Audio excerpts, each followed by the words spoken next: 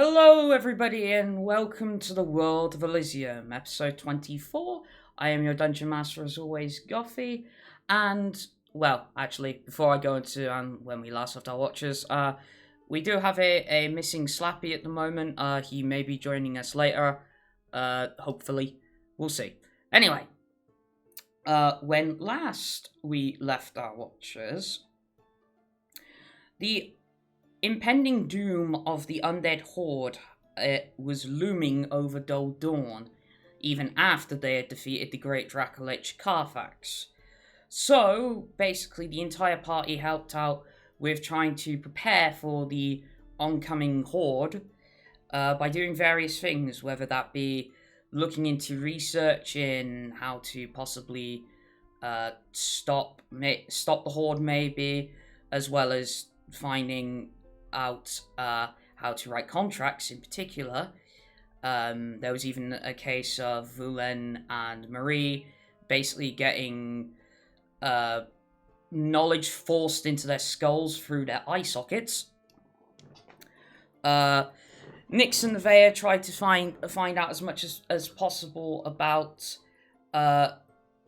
the person that was leading the charge of the Undead Horde, and they found out that it was somebody called the Queen of Death, a Oathbreaker paladin that had garnered that name after many slaughters, basically. And in the case of Vendrak, he helped with the blacksmith's help build trebuchets and lots of armaments for the city's army and ammunition, and got called a rock basher at one point by another dwarf, which he They can't hear you in a moment, Jez.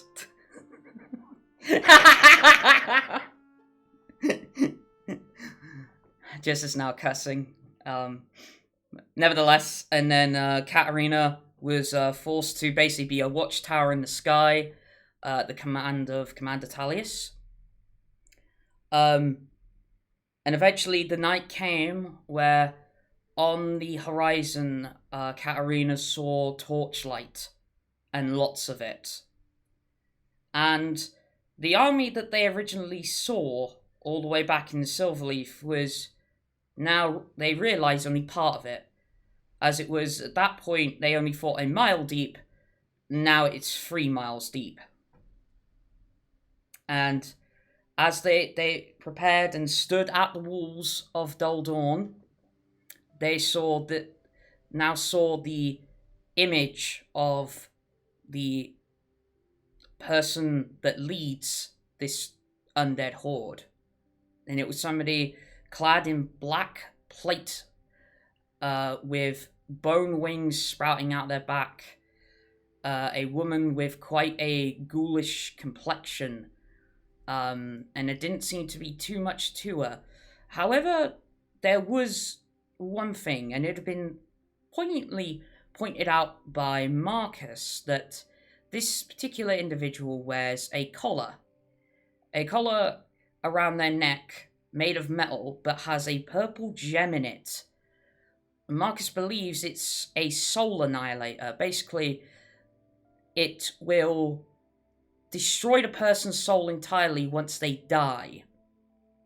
Marcus pulled Katterina to the side and basically told her that also tell this to Vendrak, that he is going to need them to bring her to the brink of death to try and release this person from the collar, as he believes that this person's actually under Cobb's control and not of her own will. So, as last week, last week. God, I forget last time we played. Obviously, the Queen of Death in question basically floated up towards the walls, about 150 feet away from them. Obviously, told you to kneel. None of you complied, of course. And then sent a signal to her army to charge. And so, they do. And they are charging at the walls. And at the same time, you see Commander Talius give almost an exact same symbol, and you see a volley of arrows fly over your heads from behind the wall. And basically a load of, like, this cloud of arrows just comes down and peppers all of these undead creatures of various shapes and sizes. And they get probably about 100 feet away from the wall and from the main gate to Dull Dawn. There is a I wouldn't say battalion, but a small, well, yeah, we'll go battalion of men stationed there, obviously prepared to sort of bottleneck the undead horde as they charge forward. Like, the defenses that you would put up, are not gonna last a army of this magnitude. Like, it's gonna get to the point, like, everybody's probably gonna have to be, like, sort of on the battlefield, as it were. You're sending me in through a goddamn catapult. So, I imagine, at this point, at least, you guys are, like, maybe on top of the walls, I'd imagine. I mean, you tell me. Are we actually unmuted now? Yes, you are. Okay. Good shit. We were on the walls, weren't we? Isn't Well, that where we were? that's what I thought. Yeah, I did. Well, it's up to you. It's like, I don't know. Some of the melee characters might want to be in the thick of the battle. I don't know. Well, I wasn't technically on the wall. I was flying above it. Okay. I don't know why. Yeah, I'm just kind of holding position above the city. Mages in a bimbo came out then. Yeah. Mages in a bimbo. I would say that maybe the appropriate word would be airhead. You blonde, are you, mate? But yeah, she's still kind of holding a sentinel pattern over the valley as you guys make it for the valley. The valley. I'm thinking valley. Frankie Valley. I'm like so high right now. Guys, I'm so high right now. No, back on topic here. Yeah, she's still kind of in a holding pattern above the city, waiting for you guys to kind of converge wherever you're going to converge. Okay. So yeah, you guys pretty much tell me where you sort of want to be. I know I was on top of the wall. Okay, so Nyx is on top of the wall. Got it. You're. Right. Hold on. Did you say you're going to be in one of the catapults? Eventually, not yet. Once we run out of ammo, Come sure. on, then.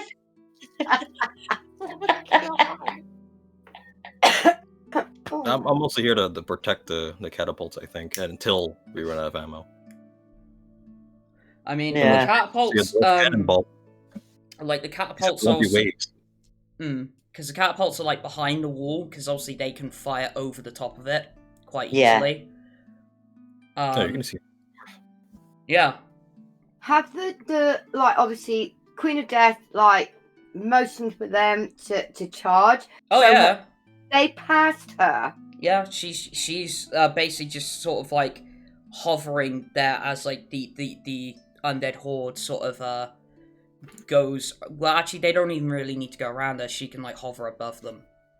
Okay, no, that's good. So she's higher up, so I can shoot at her. Mm-hmm. Hurry up. Okay, I think that would be a really good idea. All right, roll for attack. Okay.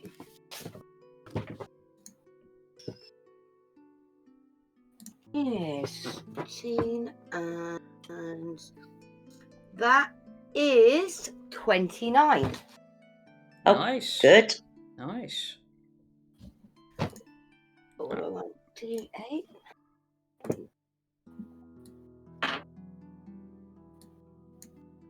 should have gone with that amount of arrow, shouldn't I? Never mind. Okay, I have got, what was it? Plus 13. 13. Alright. Okay, so you see Nyx fire off an arrow, shooting straight into the Queen of Death's shoulder. And like normally, at least when Nyx hits,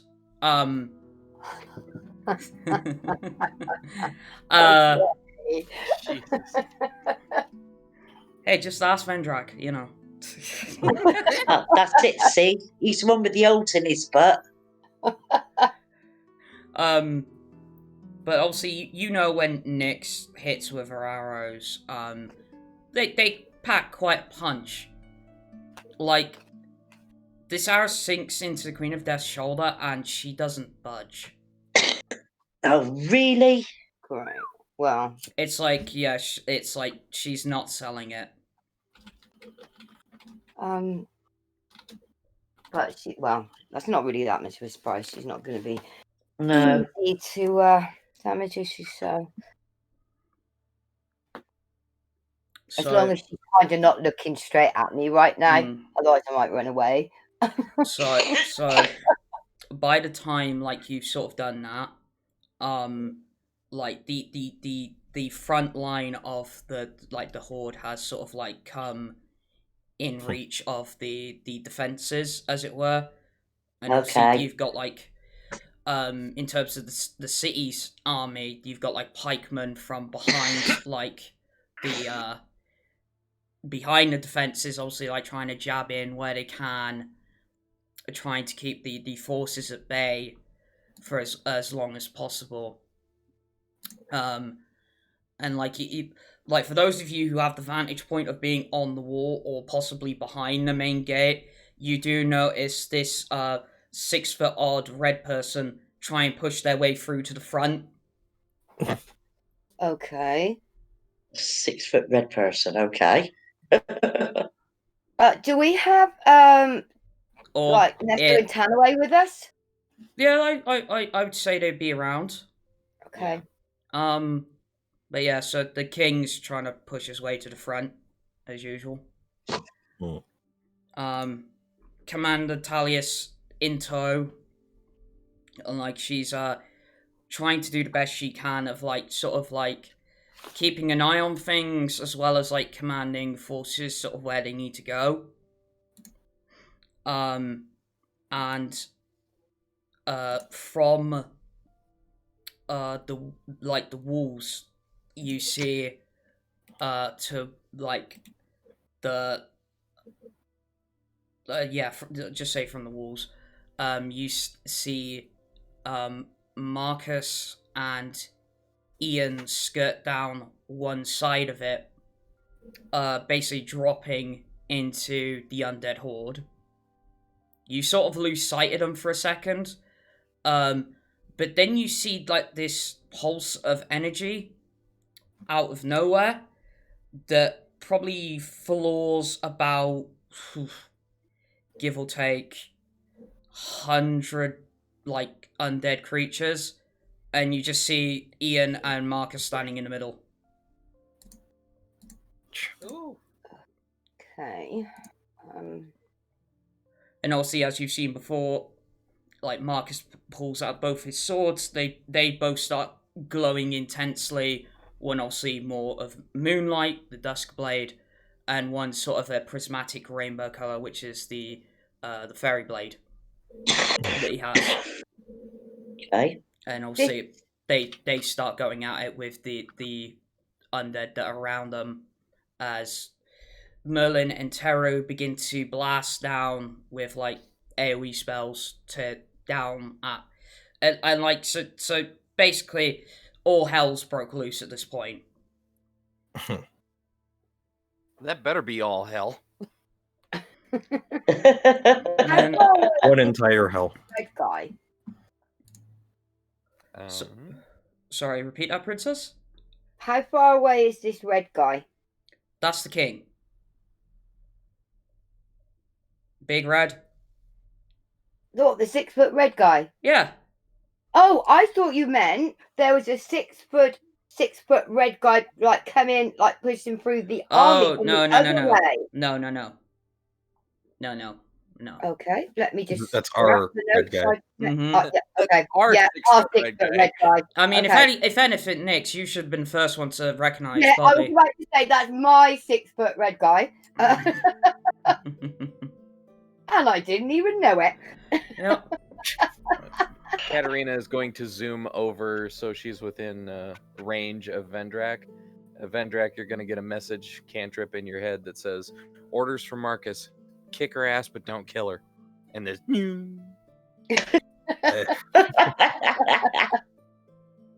Yeah, I think that was said last time too. Yeah. was it?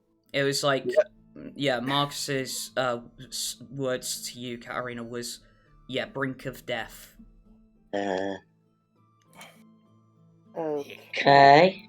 And she's now just nervously reiterating it. Don't have thing, do I? Damn it. Okay, so just like very much out of character, obviously. Nyx and Nevaeh and Vulen don't know that, No. do they? Nope. So we would just carry on as we Mhm. normally would. Would do normally. Yeah. So, yeah. Okay. Yep. Okay.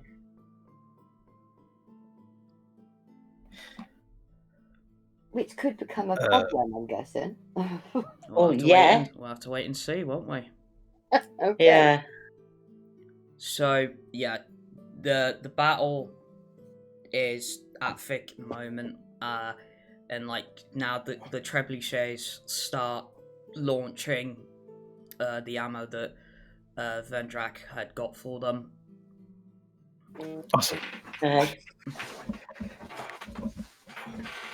And Giant also pile of rock and metal. Yep, and you just see these big boulders get launched over the city walls onto the other side, just crushing them.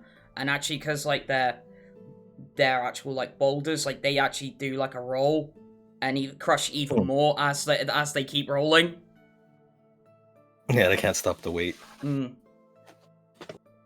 But you know, it's zombies and skeletons and well, it's decaying flesh. It ain't gonna last much against a huge boulder. A lot of terrible sounds and smells coming from down there. Yeah. Oh, Definitely. yeah, more than likely. Crunch, squish. And whatever it doesn't kill, it'll probably, bring down to like crawling. Yep. Just handy.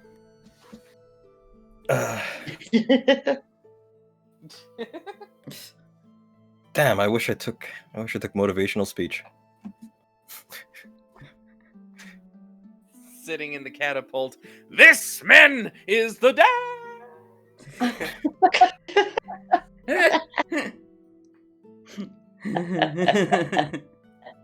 A serious game for serious people. Yep.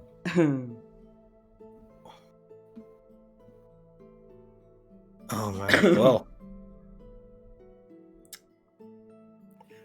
Gothy, I can't remember.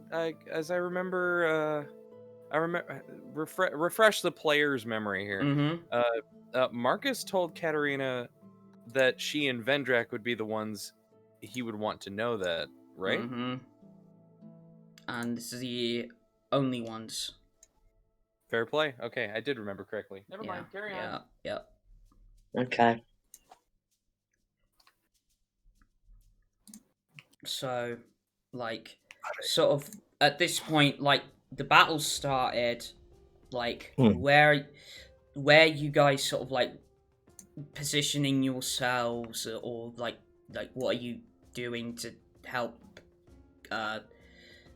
defend against the onslaught? And still at this point, Green Death's just still floating there. Not moved a muscle. Okay. How far away is she? She's about 150 feet away from the walls. Okay. Okay. How far do these catapults go? Yeah. Catapults launch pretty far. One hasn't hit her yet, if that's what you're hoping for.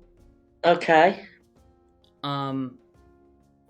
but I mean, it's like I'd also say at the same time that these boulders get launched way past that before they hit the ground as well. Okay. Okay. I was thinking in my javelin of lightning, but that's only 120 feet. Yeah. And she is purposely staying at a distance, or is she like slowly approaching? No, that stayed still this entire time. Like I said, she's like she's already taken an arrow to the shoulder, and like is not selling it. Okay. Well, I'm gonna get my way up to that wall. Okay. Partially to help also with the trebuchets for a bit, but also to find out where she is, because obviously if I'm down here, Yeah. I can't get a good look. Alright, so yeah, you get yourself up to the top of the wall. There isn't a box nearby. Damn.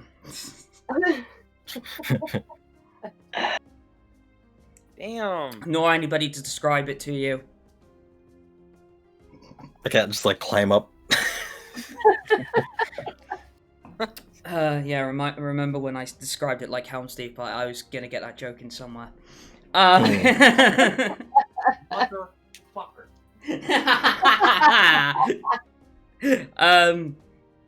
yeah, no, that's just joking. Yeah, you are able to see over the top of the city walls, and yeah, you see this like scraggly black oily hair, ghoulish looking woman in a black plate with a spiked 9-tail whip and a shield,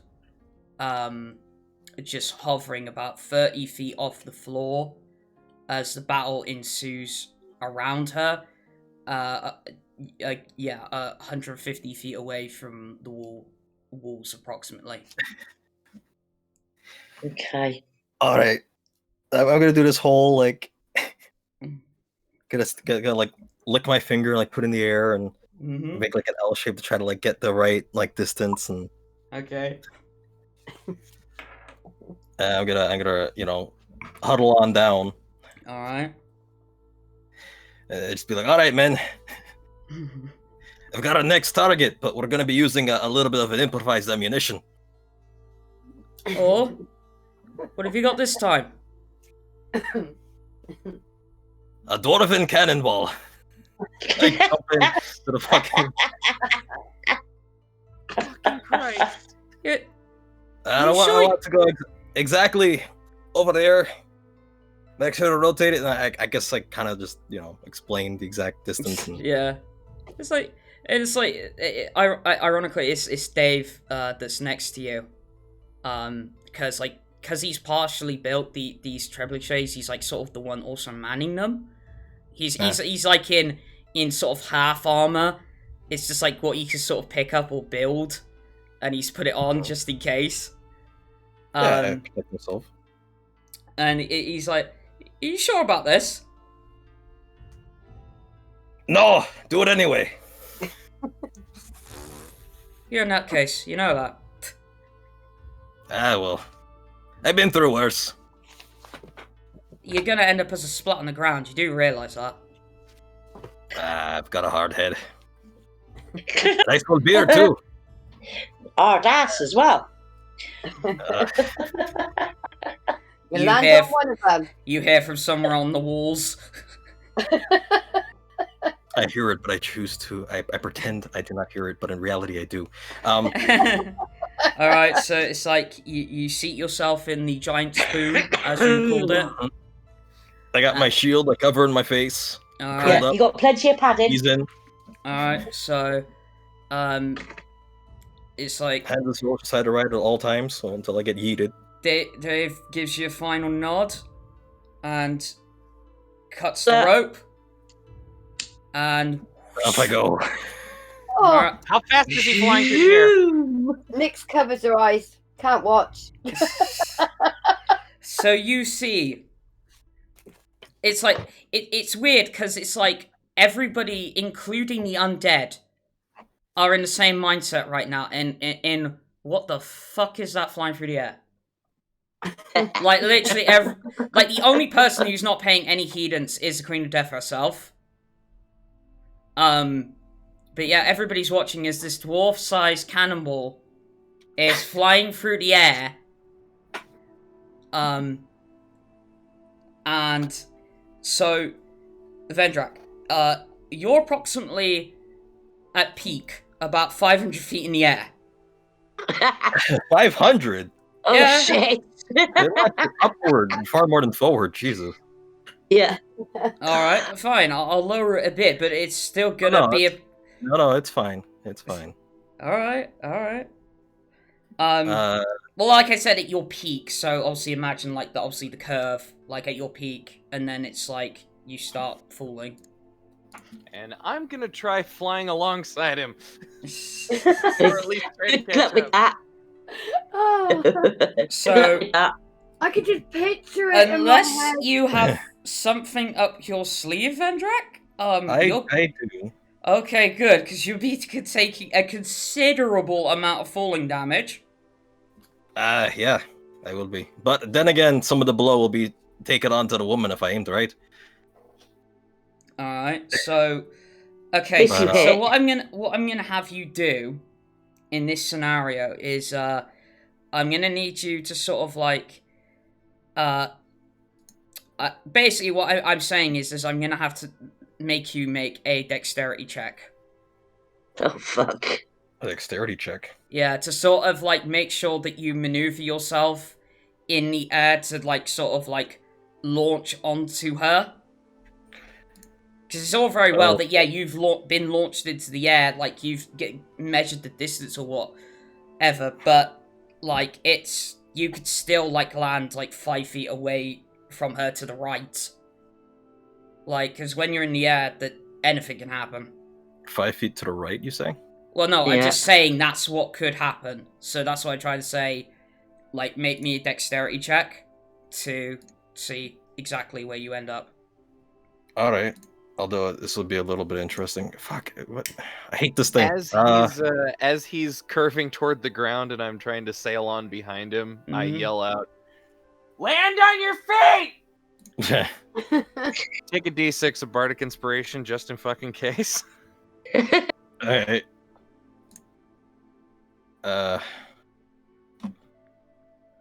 Bardic Inspiration 1d6. Yes. Well, that's gonna be the only bonus I'm gonna get to this shit. Yeah. Alright. 17. Plus, I could roll, I guess, another d6. Yes. Oh, that was a 6? Alright. Yes! 17 plus 6. 23. 23. 23, yeah. Alright, good. So, so that's one good thing. So, basically, you are able to, like, sort of, make your projection, nearly land its mark. You're very, very close to where you're, like, you ended up landing on, like, a, like, zombie ogre, and because of the sheer velocity, you basically damn near flatten its head. Oh, good. So you got quite a smelly but cushioned landing. Well, the thing is, I'm trying to figure this out, and oh god, I hate this. I hate this thing so much. I am trying to use this stupid thing. What thing? Please tell me it's working now. All right, that should allow that should be allowed. So, Okay. before I landed, Okay. I made sure that, okay, this is a beast. I'm going to land. While I was aiming for her, I'm actually turning with polymorph into a giant ape. Okay. That giant ape has a hit point cushion of 157. Alright. You cheeky fucker. So, well, let's see how much of that stays around, because I It is 500 feet, so that is going to be 50 d6. Does that even work like that? Is that Whoa. 20? A cap? Shit. No, it's a d6 per 10 feet from falling. Yeah, but doesn't it have a but the cap of 200 20. feet? A cap of 200 feet? Let's see, falling damage. Like I could have sworn it's 20d6 at the cap. You would think so, otherwise it would be like. Yeah, here. That's A fall it. for a great height is one of the most common hazards. At the end of the fall, a creature takes 1d6 for every 10 feet to a maximum of 20d6. Alright, Yes. okay. Creature lands prone unless it avoids damage. So I will fall on my ass. Alright, well, I'm still gonna have to do. 20d6. Alright, well, I'm still gonna have to do 20d6, so that's still gonna be a considerable amount if it rolls high. Yeah. Well, it's a little less than half the damage, so at least I have a chance of living. Yep. Good monkey. 20d6. Let's see what this gets. Lucky, 65. Oh, wow. Well, considering that could have been 180 at max. Yeah. It could Which have I been technically would have survived. So, your great ape takes 65 damage. I'll say that the form still stands. What is this? I will break the concentration because I was only using it as a cushion. Oh, alright, okay. That's clever. I'm subscribing to that. That's clever. I almost envision for a split second he does do a Vegeta and goes like into the Great Ape mode. It is a huge beast. Yeah, but I think Vegeta's Great Ape was like that would be like on the size of Colossal, how big it was. Well, I was Vegeta Jr. Vjunior, if you will. But then again, Vegeta's pretty short, so Anyway. Yeah. So, going back into your normal form, you've landed about 10 feet away from her. Did I now? Yeah. Okay. Damn it. Even with the higher size? Yep. Yeah, but you convert it back into your original form, so... Yeah, well, after I landed. Yeah, but you landed 10 feet away, so... Dang. Sucks to be you. Yeah, it does. Because I was basically going, ooh, motherfucker, and it didn't quite work out. Keep in mind, obviously, this is 10 feet on the ground, and she's 30 feet up in the air. She's 30 foot up. Yeah? I knew she was hovering, but So you're telling me the visual for this? Yep. You see a door flash 5 feet in the air. Everything basically stops to see this giant, glimmering, fucking shiny metal ball that has hair swirling around it. Yep. Only for it to turn into a monkey before impact, going and into the ground. And she's still just standing there, just floating there. Yep. Completely ignoring it. Yep. yeah, that was going to be my question. Actually, surely she's right. It's got her attention. What a tough crowd. So she hasn't moved. She hasn't looked around. She hasn't done anything. Not even any applause. Like, you do notice, like, just an eyeball move in your direction. But nothing more than that. Okay. I'm just imagining, like, the crater, all the dust exploding, she's just sitting there floating. Fucking... Yeah.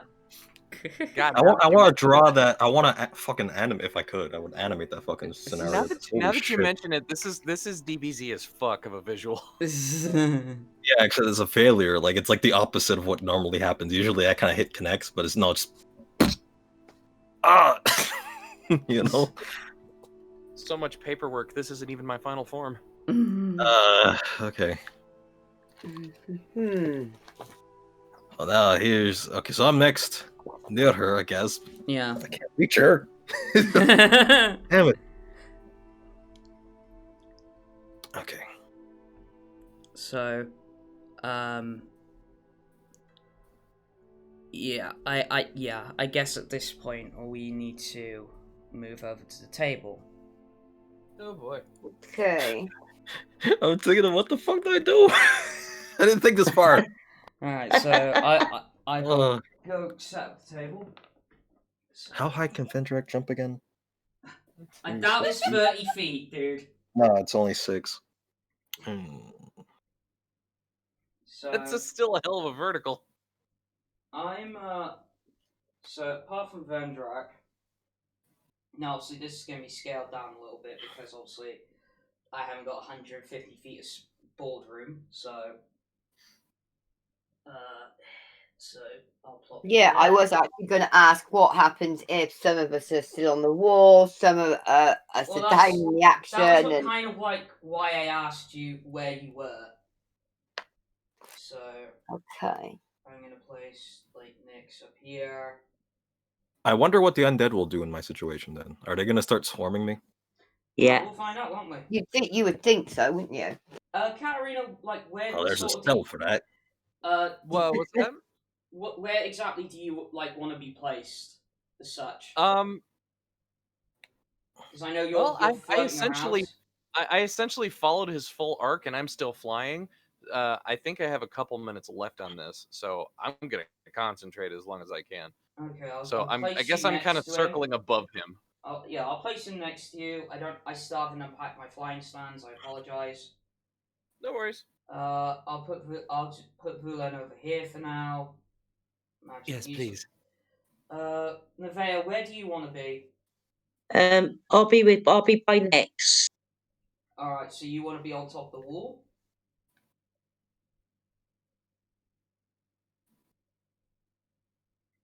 Mouse? What's your javelin reach? 120? Yeah, please. You sure? Yeah. All right. So I'll put you there. All right. So obviously place the Queen of Death about here. Alright, so now I get to bring out all the fun gizmos as well. So I'm gonna have Gizmos. this around here, this over here. How come I can't see it on Discord? I can only see it on... Oh, I haven't brought it up yet. Give me a second. Let me just get okay. the Sorry. board ready.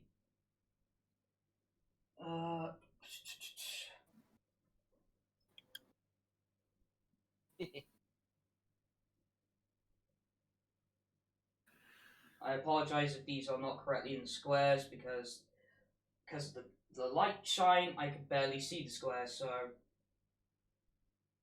It is all good. I'm just literally placing these randomly. Like you say, it's not going to kind of be to scale anyway, is it? Because it would be much kind of more spread out.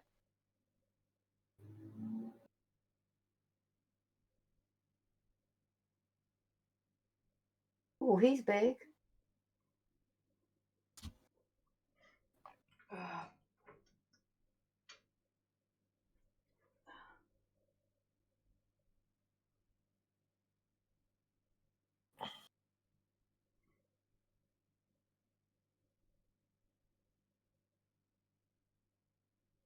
You may notice that there's a few of these guys. Oh, you don't have the thing up. Yeah, I know. I said I'd set the board up first and then I'll put it up. Mouse, your javelin of lightning, is that like the damage on that, is that like directly on who it hits, or does that have like does it spread lightning out for a certain... Hang on a minute. It's the person it hits. All creatures in the line. It's direct hit, you said. Yeah. Oh no! Wait, did you just say all creatures in the line? Yeah. Except me and the target must make a DC 13 dex saving throw. Okay. Taking 4d6 lightning damage on a failed serve, and half damage on a successful one. And I'll place place these two guys? So within the line. And it's a 5 foot wide lightning bolt. Oh, so right, okay. 5 foot. What might that still puts it in one? Let me get Yeah. Anyway. let me get the Discord thing up. But like I said, anything in a line from you to the target. Yeah. Okay. Load. Boom. Then.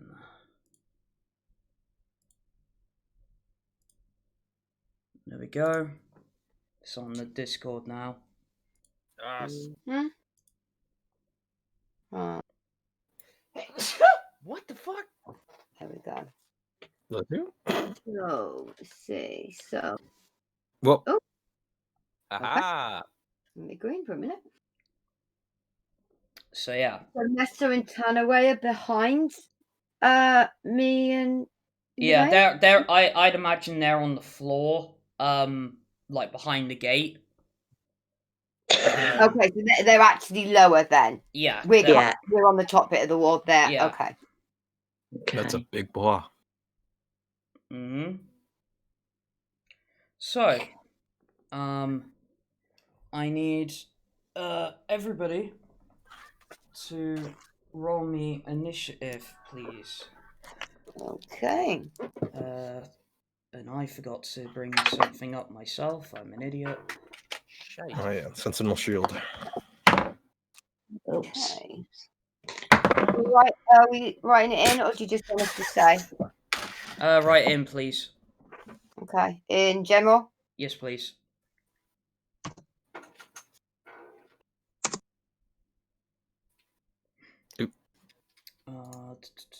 What's his initiative bonus? I've got to do quite a considerable amount of rolling.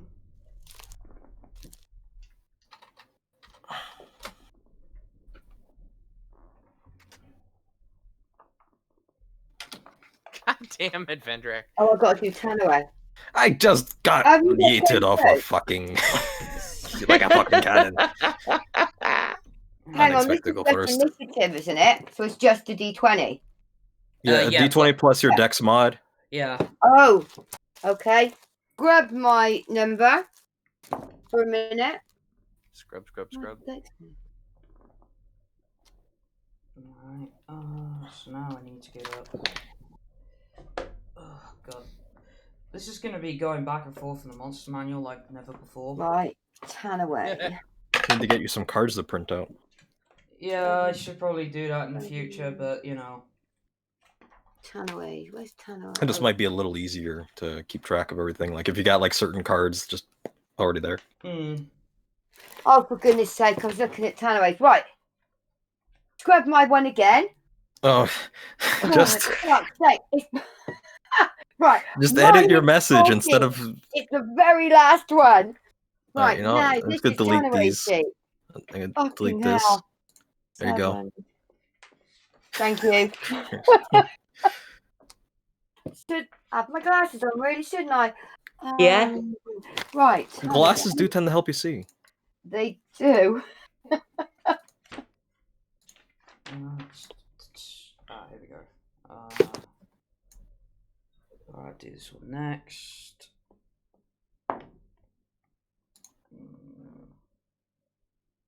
Okay. And then these guys. Alright. Then I have to flip to.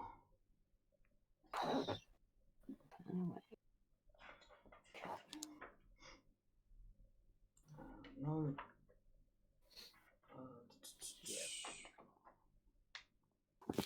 Here we are. So. And mine 82. Alright, spell.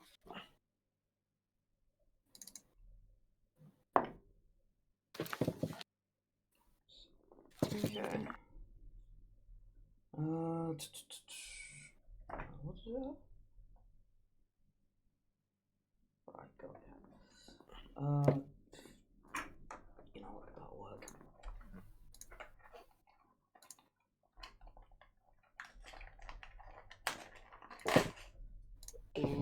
That will work as a bookmark.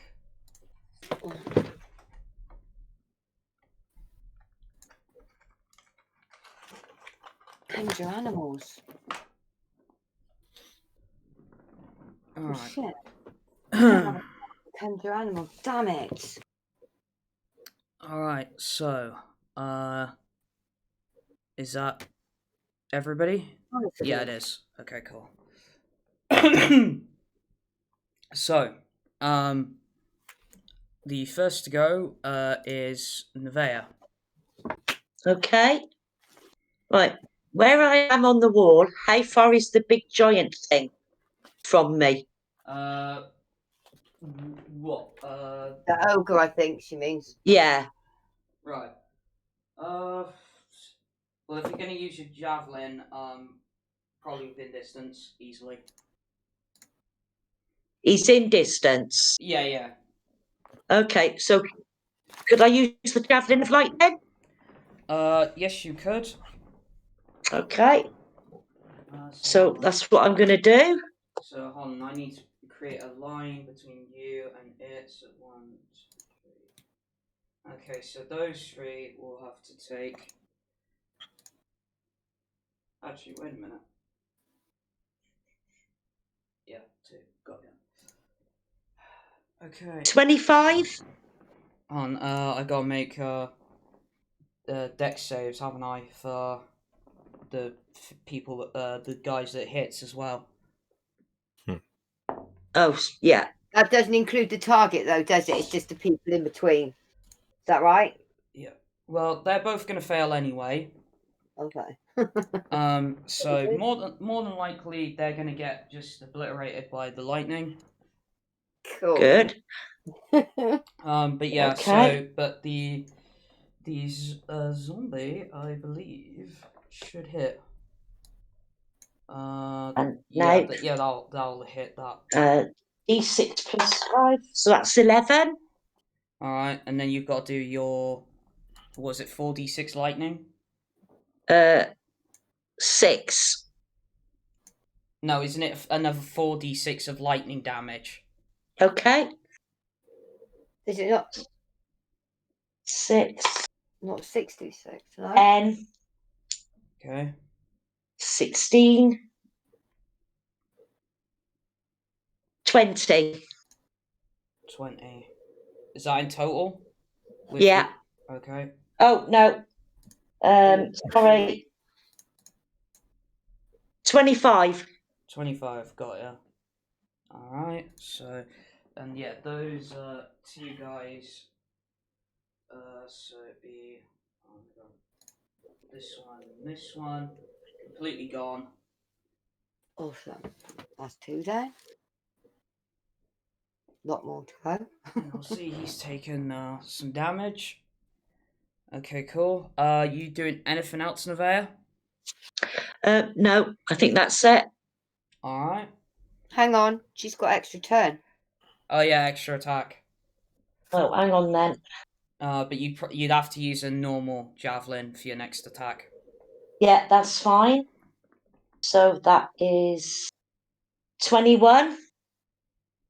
That'll hit. And 11. 11, so that's... Okay. So yeah, he takes, all of the, you see that all of the lightning as the javelin hits course around this, like, ogre zombie's body.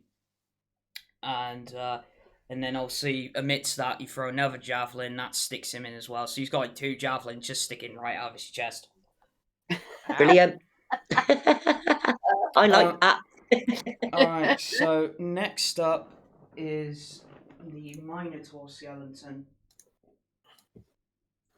So this dude is going to go bamf over to here. Okay. He sees living things and he wants to kill them. Glasses. So...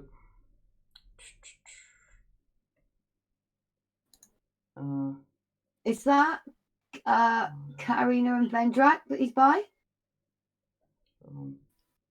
Yes. Yeah. Okay. But I am up in the air at the moment. Oh yes. Yeah. Oh, yeah, of course you are. Actually, it's a little bit bigger on the Plex screen for me.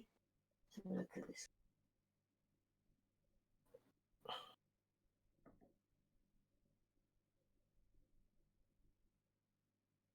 Okay, so so basically what it's gonna do is it's going to make a gore attack at you, Vendrak, because it charged. Move more than 10 feet. So Is it that big boy? yeah, it's the Minotaur skeleton. Oh boy. So that is going to be a 22.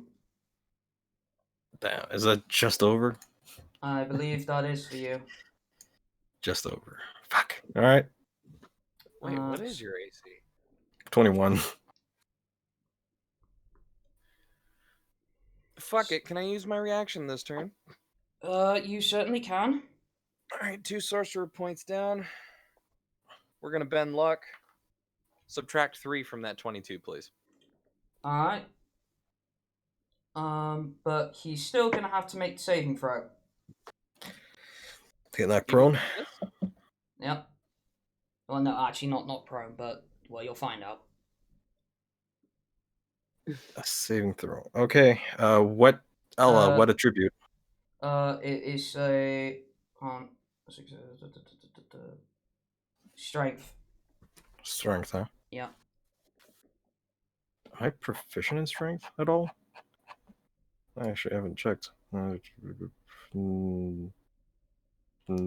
Okay. So there we go. Plus 3, that's 15, 16, 18. You succeed, so basically nothing happens. So Oh, good. it tries to charge into you. Not I ducked. well, not exactly. Being just made of purely bone, it's having a hard time getting down to your level, like bending over. So out of my aching hip. yeah, so it's like it tries to make the gore attack, but it's like shoots a little bit above your head. So that's its turn. So just checking. So Would that mean it's next Vulen. to Vulen. Yeah, Vulen is up. Okay. Would that mean the thing is next to me now? Like which one charged? The Minotaur skeleton charged. Is that the green thing? Yeah. It's this thing. Yeah. All right. How, Yeah, pretty how green. close is it to Vendrak? Is it right next to him? Is it within It's- 5 yeah. feet? Yeah, it's right next to him. Oh, damn it. Okay. All right, Gothy. What is? Remind me. What is the thing that Nevaeh targeted?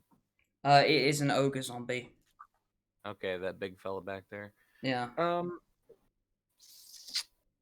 Real quick, can I just ask who's up after Vulen? You'll find out.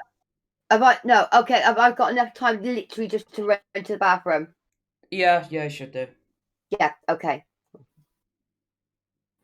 All right, Vulen is going to follow in suit, and we are going to play it safe. All right. And he's going to try and cast Chill Touch on this thing. All right. 17? Is that against AC, right? Yeah, that's a ranged attack. Sorry. Yeah, hold on. Just gotta turn to its fucking page. Yeah, that'll definitely hit. Okay, so we got 2d8. That's 7 and 8. Okay, that's 15 necrotic damage on the ogre zombie. Alright, hold on. Just let me calculate. Did you say 15? 15, yeah. All Rolled a 7 and an 8 on 2d8. Yeah, yes. I got it. I got its hit points. Is that all Vulen is doing? For now, yes. That's all he's got from this Alright, range. so next up is going to be the swarming part. As it is the regular skeleton's turn. So, I do need clarification from you, Katterina. How far would you say you're up in the air? I am 60 feet straight up in the air. Alright, cool. Right, so... he was tipped over. So actually, what's going to happen here is, these guys are going to keep walking forward. That is a zombie. Yeah, these guys are gonna move forward. Get to them in a second. He's probably just gonna get to here.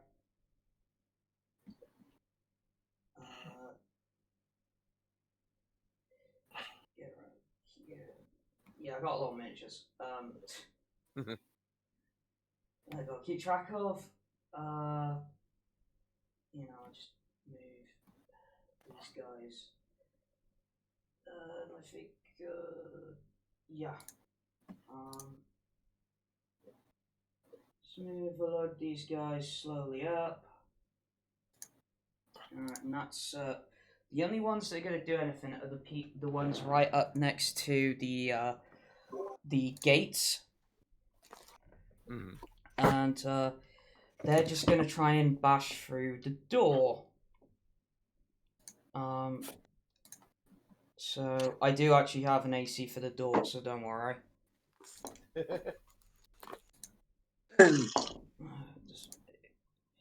Oh, I see. So we've got people trying to get into the gates now, yeah? Yeah. I'm surprised Yeah. the door has AC and not just like damage resistance. The door's got AC, it's got heating, it's got really well insulated windows. And all those skeletons Will suck the door because make they all death saving missed. throw? Will the door make death saving throws?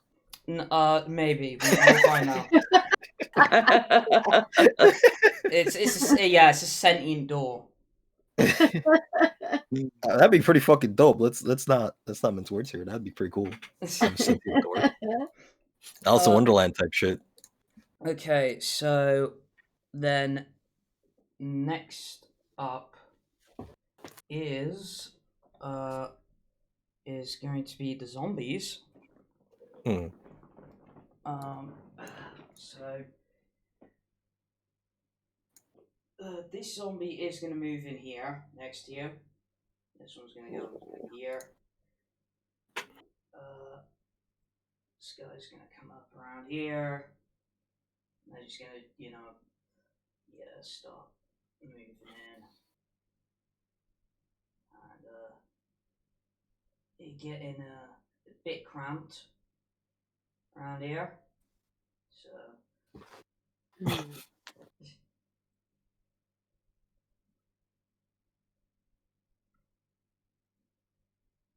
Alright, so the one is gonna try and attack you, Vendrak. Alright. Put emphasis on try, of course. I'm well armored dwarf. And that is gonna be a 21 right on the dot. Alright. Does that hit or does that not hit? Yeah, if it lands on number, it hits. Alright, cool. But that is only 1d6, so I doubt you'll even feel it. My pinky. So that is going to be 5 damage. Whew. I mean, it's a tough pinky hit. Yeah. 5. So 96. Alright. Alright. Not nearly as deadly as stepping on Lego. Alright. Now it's the Queen of Death's turn. Oh, she's gonna do something. So, she's gonna raise herself a further 30 feet in the air. I see where this is going. And I will definitely say that given projection. Yeah. So, Katterina, Mm-hmm. I'm gonna need you to make a dexterity saving throw, please. Dexterity saving throw. That is a 15. Alright, so you basically what she does is she lashes at you, sorry, with her nine-tailed spiked whip. And it basically wraps around you and you are now restrained. All right. No damage of any kind, just a restraining. Just a restraining. Okay. Um But then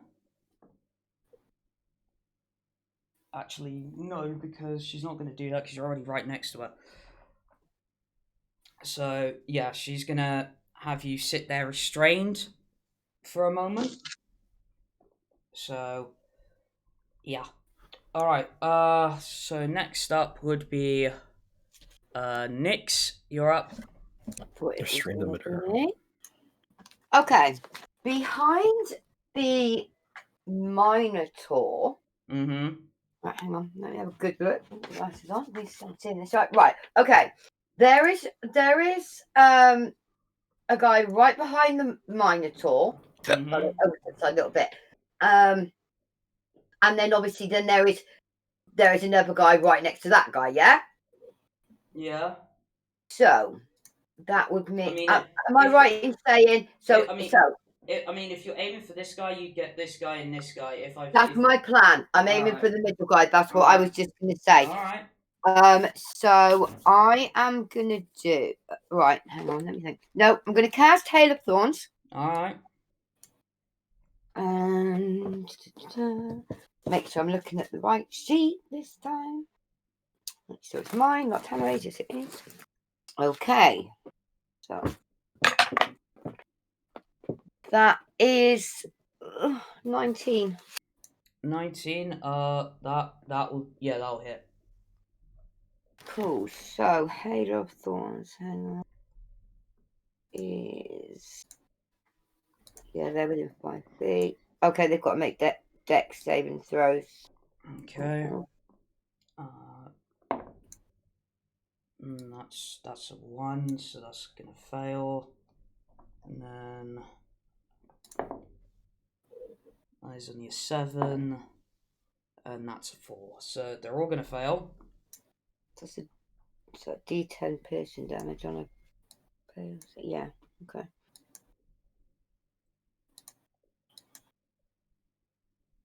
So roll your damage. Oh, sorry. Yes, I was reading a bit underneath. Right. So I've got. Hang on. I need a D10 8 for that.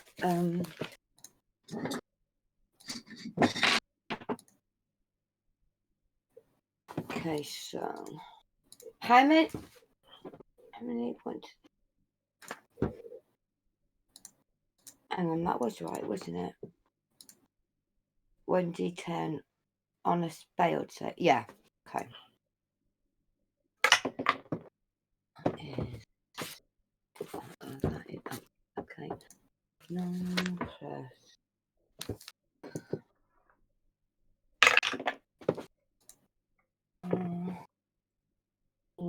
That is 20.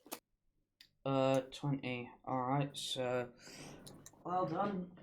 That is 3 guys obliterated in one go. Yes.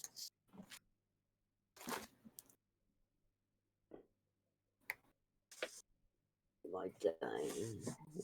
So yeah, you see as Nyx launches her arrow at the zombie, and as it hits, like as usual, all these thorns split out, and it's like rips the zombie apart and like peppers there's 2 skeletons like next to it to the point they basically become bone meal.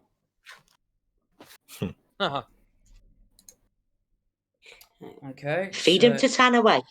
Is that it, Nix? Yes. Okay. So, Katterina, you be up next. How tall is the wall? The wall, it's approximately, I'd say 50 feet high. Okay. Nessa is going to hold her action because there's not a lot she can do from behind the door. Mm-hmm. If anything comes through, she's going to multi-attack. All right, cool. Katterina, she's face to face with this thing, right? Oh, yeah. Okay, perfect. Then what I'm going to do is first use my bonus action Mm-hmm. to Misty Step. Okay. I'm going to Misty Step directly behind her. Okay. And I need her to make a dexterity saving throw. Okay.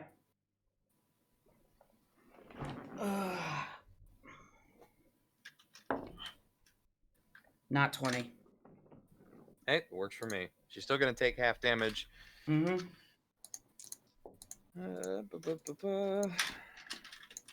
Sorry.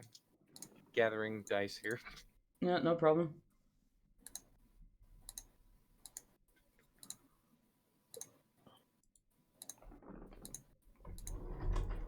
Okay. So 6, 10,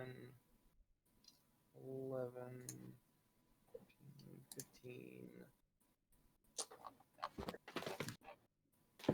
20, 22.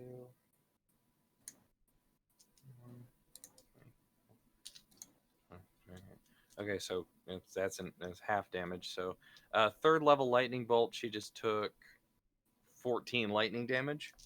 Okay. All right. And I'm going to use my 60 feet of movement to move. To basically keep moving in that same direction, the full 60 feet towards camera northeast. So basically, like, all the way To move here. away from, yeah.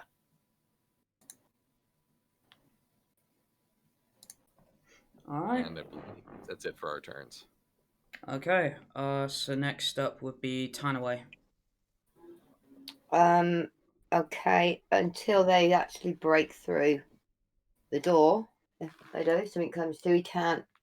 I can't mean, really do anything. you could do the same as Nessa and have Tanaway hold an action, to when they break through or something. Okay. Yeah. All right. Which, So is that all you can do for Tanaway then? yeah. All right. So go back round to the top, Nevaeh. Oh, okay. Yep. I thought it was Vendrak's turn. No. Oh wait, yeah. Oh yeah, yeah. It is. Sorry, Yeah, fuck. so where is Yeah, Vendrak? sorry. Yeah. Sorry. No, that's fine. It takes the dwarf 2 turns before he can move.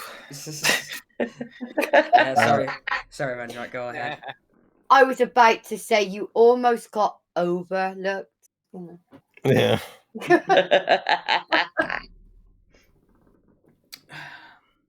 These are all within 30 feet of me. Yep. I see you. Well, every Take single the one of them. It looks like it. Because they have to be they have to be within 6 tiles of me, right? So Yeah. they're all within that range. All I right. think almost all of them. I can't tell Okay. if every single one is, but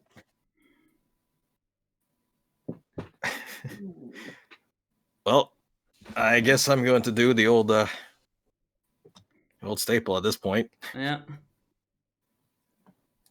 Use up one of my channel divinities to raise my holy symbol up into the air and say to go away now. All right. Yes!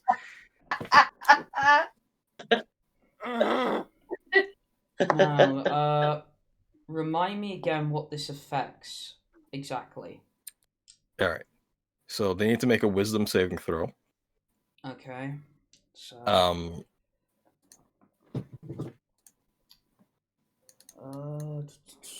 Okay. That's the first thing. Alright, so that's... Everything within 30 feet must make a wisdom saving throw. That is undead. Huh? That is undead. Does it specify Yes, that? every undead that can see or hear you within 30 feet, Alright. make a wisdom saving throw. Okay. And the DC will be 15.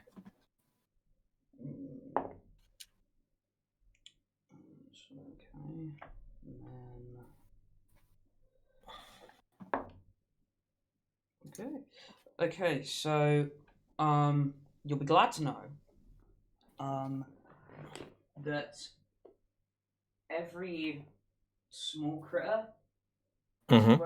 fails. Well, what's their combat rating? Because they have to be at least 1 or lower will get destroyed. Yeah, that's what I'm telling you.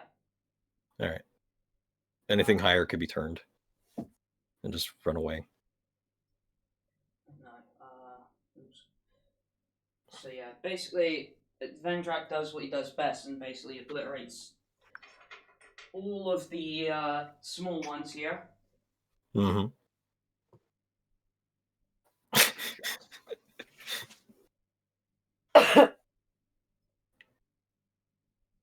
Oh, that's cool. When I say I want off Mr. Bones while tried, I mean it. Yeah. So, Jeez. yeah. So, but not only did those two guys make their saving throws, they are higher than challenge rating 1. Yeah. If they failed, the only thing you would have done is run.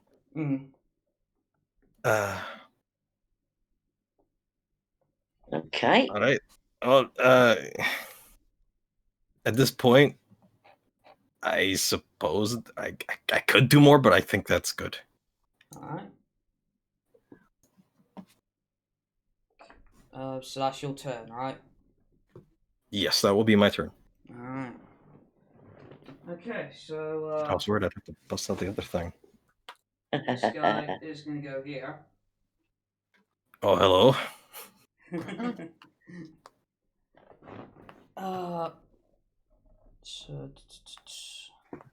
Sorry about your friends.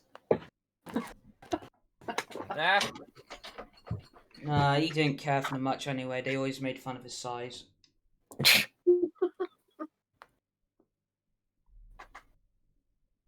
You know, maybe you two can hit it off. Climb up on his back.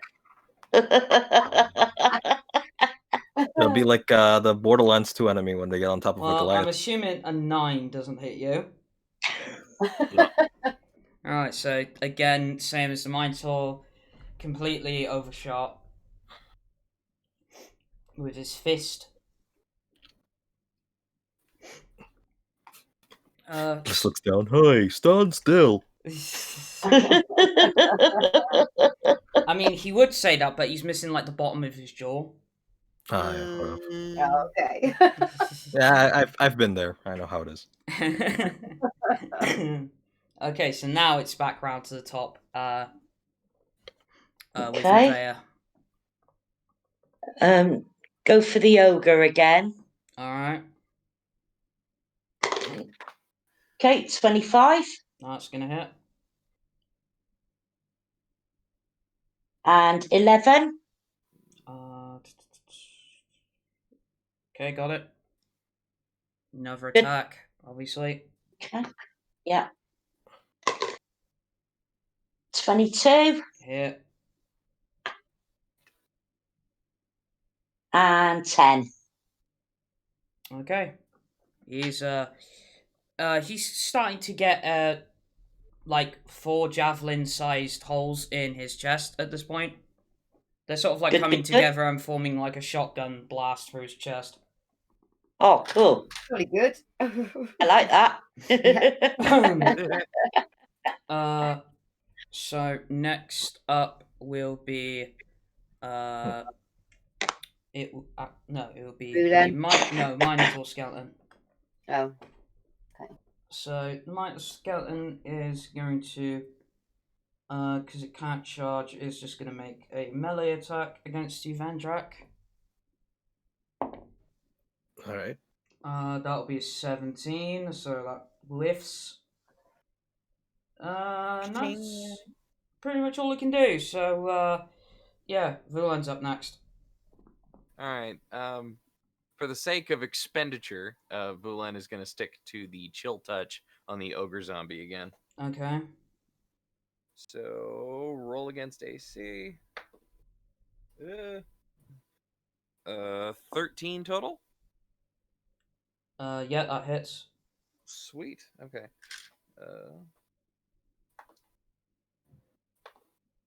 Not as good. That's 7 necrotic damage. Okay. So that's again. Is that all Vulen's doing? Yeah.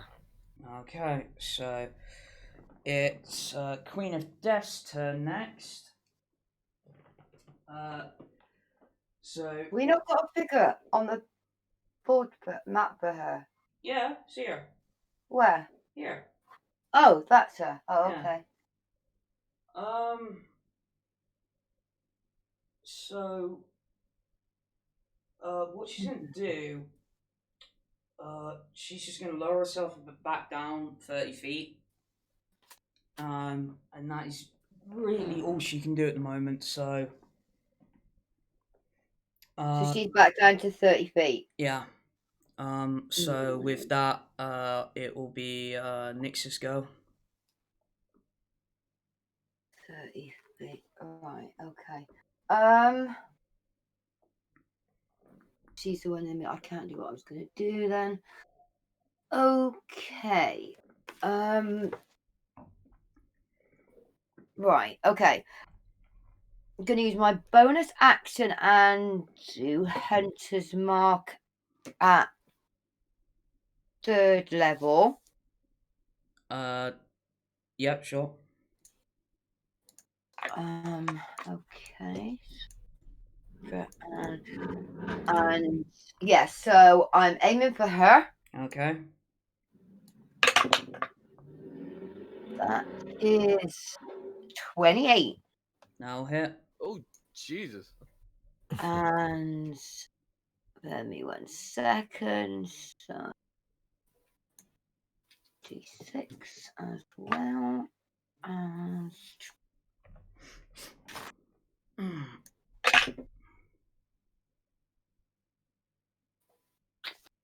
whoop, that's 10 away again.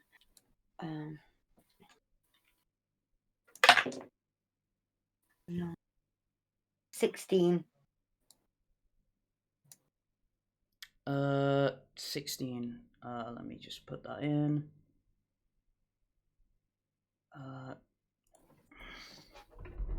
So it's gonna be okay. All right.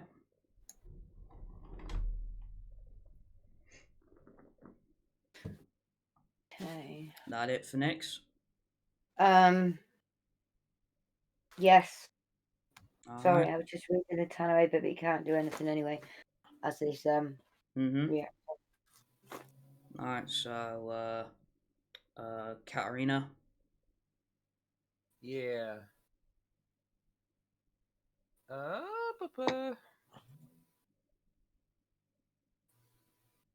Okay, it is. Okay, range is still good. All right. I'm gonna maintain my distance, but we're gonna bring out everybody's favorite magic wand. Mm-hmm. And so I'm doing math in my head. Okay. We're gonna expend 4 charges out of that thing. Okay. And I would like to send all 6 of these darts We're gonna do one at the Minotaur skeleton, one at the ogre, and the last 4 at the queen. Yep. So the ogre is gonna take 4 force damage. Okay. Minotaur is going to take 5 force damage.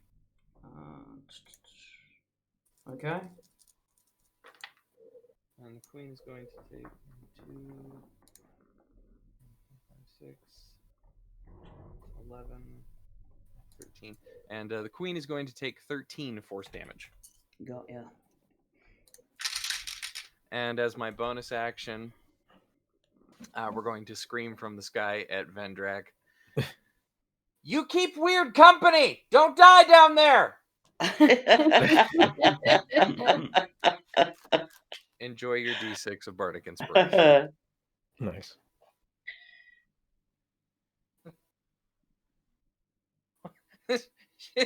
After she gives him the Bardic Inspiration, just screams over at them. Pick on someone your own size, for God's sake. Short people got high AC.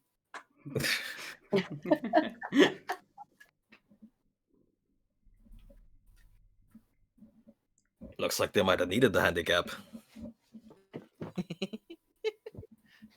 Go for the kneecaps. That is it for Katterina. Okay.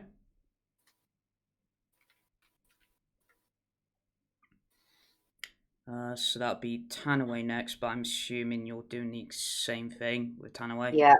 All Yeah. right. So then we'd move on to Vendrak. Oh boy. So we got the lady up there that I can't really reach. Mm-hmm.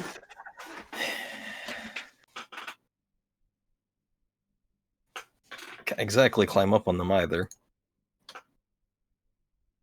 Although that would be a little bit wild to actually climb up on one of them and just jump at her. But more, Is that not doable? I don't think they got the height for that. No, they ain't that tall. And even then, it would be like some kind of Oh stat yeah, I suppose contest. even if she's 30 feet up, even if the ogre is how big is he? Like He's probably about 10 feet tall. okay, I was about 2. I was gonna say 8. Okay, 10. Okay. Yeah. I Okay. mean, even Yeah. if he was 20, I wouldn't 20. make it.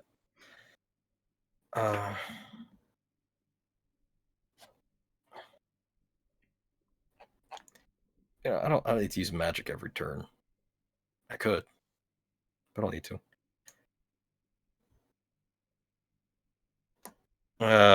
Those zombies aren't they? Fuck. Well, So- Undead. Yeah, the wonderful thing about my deity, they Mhm. bestow upon me an ability that they're immune to. Wonderful. Well, maybe I will use magic after all. Exactly. Give me that Okay. option. Oh man.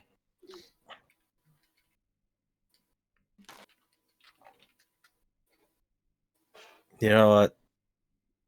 This is totally extra. Mm-hmm.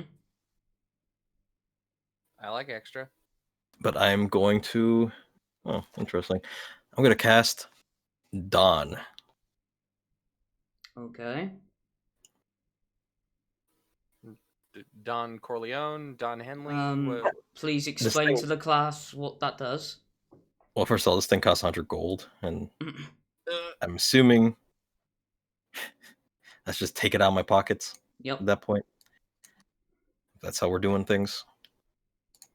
It should only be the one-time payment, so I shouldn't have to do it again. Because I could have sworn I already did pay for it in advance, just because. But I don't care. Whatever, 200 gold, whatever. I don't care. So Dawn, it creates a bright light. The light of dawn shines down on a location. Mm-hmm. You specify in range. It is not dull, mind you. Until spell ends, a 30-foot radius, 40-foot high cylinder of bright light glimmers there. This light is sunlight. Mm-hmm. When the cylinder appears, each creature in it must make a Constitution saving throw, taking 4d10 radiant damage on a failed save, half on success. The creature has to make it whenever it ends the turn on the cylinder, in the cylinder. If you're within 60 feet of the cylinder, you can move up to 60 feet as a bonus action on your turn. Okay. And the range is 60 feet. It is concentration. It lasts for 1 minute. Okay. Then it's cast of 1 action. I like that. Okay, so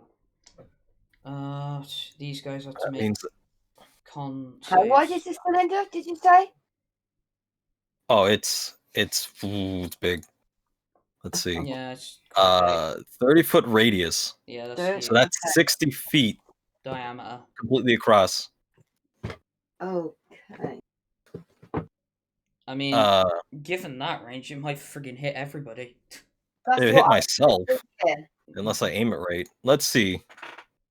1, 2, 3, 4, 5, 6. I can't put it in the place where. Okay, wait. I can put it over there. Maybe. I haven't got a circle that big, Jez. Shit. It's gonna need to be like next to like one of those freaking houses so that it doesn't hit both me and Katterina. Well, Yeah, it would. so which one of you are gonna hit? Because obviously you just said then it can't hit both. It has to basically hit one of you. No. If I put it, No, it if I put it doesn't. by the house, Oh, right. you see that like brown house roof? There's like a Yeah, spot where yeah. it's like 5, fuck, somewhere around there. It'd be Alright. good. I'm gonna assume that the range where it's in, it only get 2 of the 3 of them. I don't think I can get both without hitting myself. Mm. So Yeah, it would be the 2, wouldn't it? It'd be the that ogre. big peach bro, and since it's a cylinder, it's going to hit the lady as well. Alright. Okay. Yeah. So the skeleton guy and Queen of Death. Oh shit. I think that's good. 1, 2, 3, 4, 5, 6. Yeah, it's the best option I got. Alright, so Oh, first... it's at the other side. Sorry, I thought it was at the ogre and the Queen of Death. Yeah, I put it somewhere in the southeast. Oh, right, okay, so it is the ogre. Right, got you. Yeah. I put it in the southeast just so that it doesn't hit me too. Or Katterina. I mean, it could. We could survive. So But that's a 16 for the ogre. That is on con save. this could have gone completely different if I just stuck it right outside the front gate. But I didn't realize it was 30-foot radius. Oh god, that changes a lot.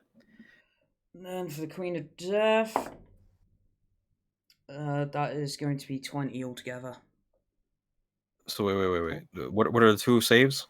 So for the ogre zombie, it was 16. Mhm. And for the Queen of Death, it was 20 in total. For the con saves. Yeah. Okay. So I guess it takes half damage because it's 15 to DC. Right. Yeah. Well. What did you say it was? Like 4d10 or something? 4d10. Yeah. So where's my d10? I've never used it. Okay. So Is it? first of Yeah. all, this guy's gonna go because even if you roll up all ones, it's gonna kill him. That weak, huh? All right. So the 0 was a 10. All right, let's go. Yeah. That's 7. Okay. 5. The 12. Yep. 3, 15. Mm-hmm. And another 5, 20. Okay. 20 damage to the Yep. the witch, I think. Oh no, half. So 10. 10 damage. Ah.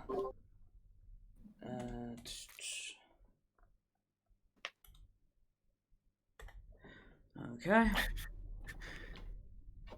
She ends her turn within that cylinder, then yeah. Mm-hmm.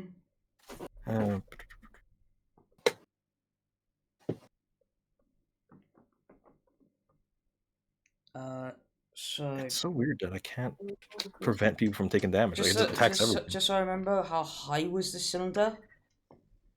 It goes up to 40 feet. Alright, got ya.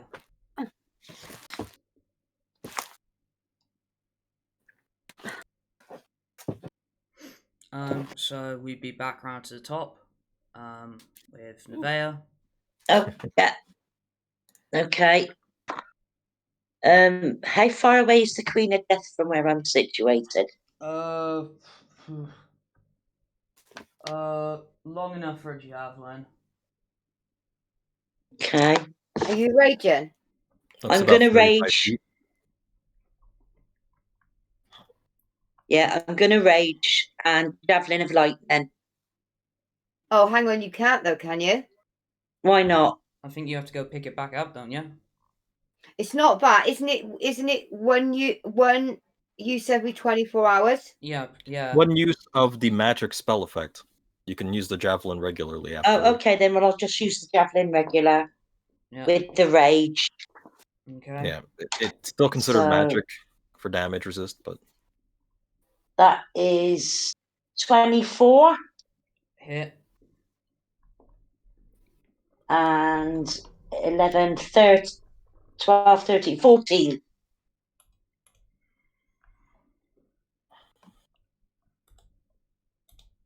Okay.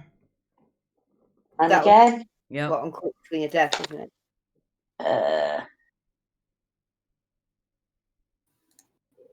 18. 18. Miss. Oh, okay. Oh, damn it. Alright. So with that, it's the Minotaur skeletons go. So gonna try and hit you, Vendrak. 'Cause that's really all I can do at this point.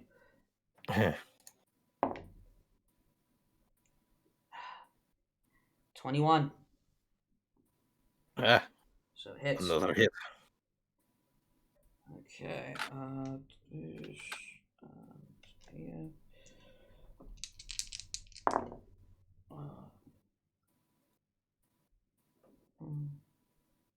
Okay, so that's going to be 18 slashing damage. 18. Yep, 18. A bit dangerous, wasn't he? Let's see. He's carrying around a massive great axe. 8, so that's 78. All right. Alright, and then it goes to Vulen. Okay, it seems to be working so far, and yeah, we're gonna roll a try a chill touch on that Minotaur. Okay. That's a 17. Hit. Sweet. Okay. 3 and okay, 8 necrotic damage. Okay.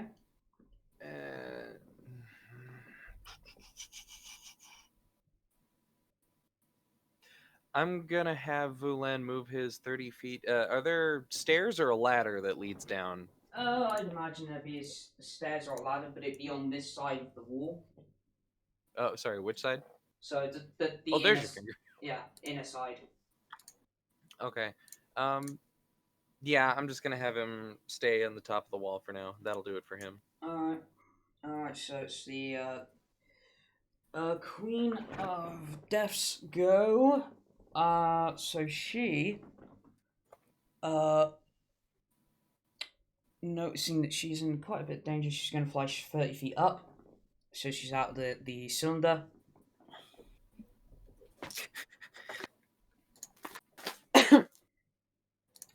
What was the height of the cylinder? 40 feet. Oh, okay. And I believe it was at the end of her turn she had to be in it. Yeah. Yeah, so it isn't going to get off that effect. Nope. Okay. Give me a moment here.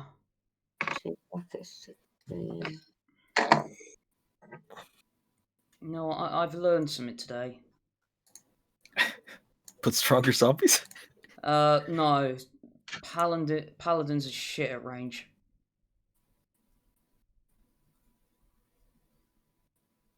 I guess. There's You no always give way me- of putting it, really. Hold on. Maybe Yeah, this. you can make a Dexy Paladin. Okay, this is something I'm pretty sure that.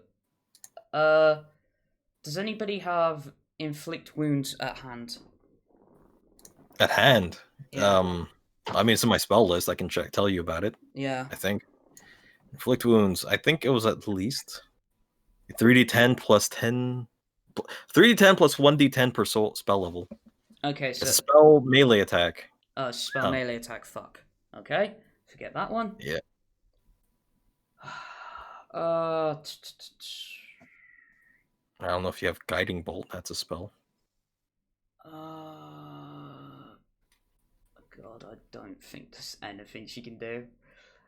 That's what happens when you run away from a little wee man. Just looking.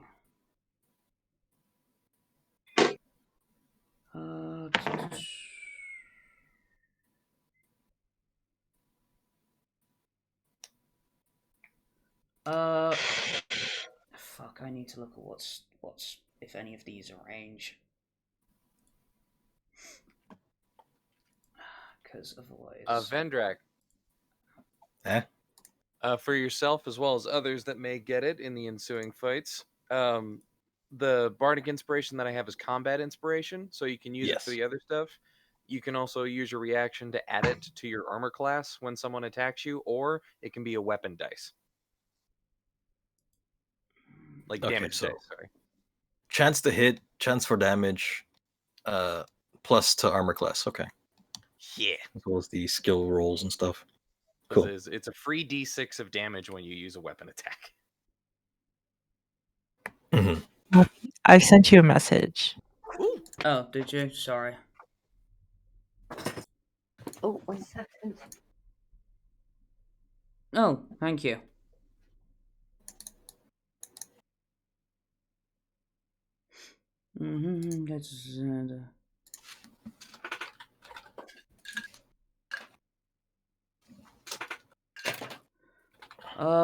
Okay. So with that, I have selected one now. Ooh. So the Queen of Death is going to point her finger at Nevaeh Ooh. and cast Crown of Madness. Oh, Not if Vulen cast counterspell. Thank you. Too many casters. No, you don't. and too many casters, and 2 of them are controlled by the same nitwit. Alright, well, I guess she's doing nothing.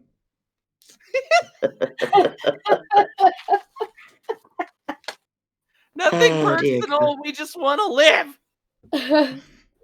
There you go, Nevaeh. You're not going to go mad now. Good. Alright, well, with that then. On whose goes it next? I keep That would be forgetting. me.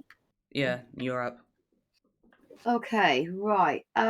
She still has Hunter's mark on her, doesn't she? Yep. Okay.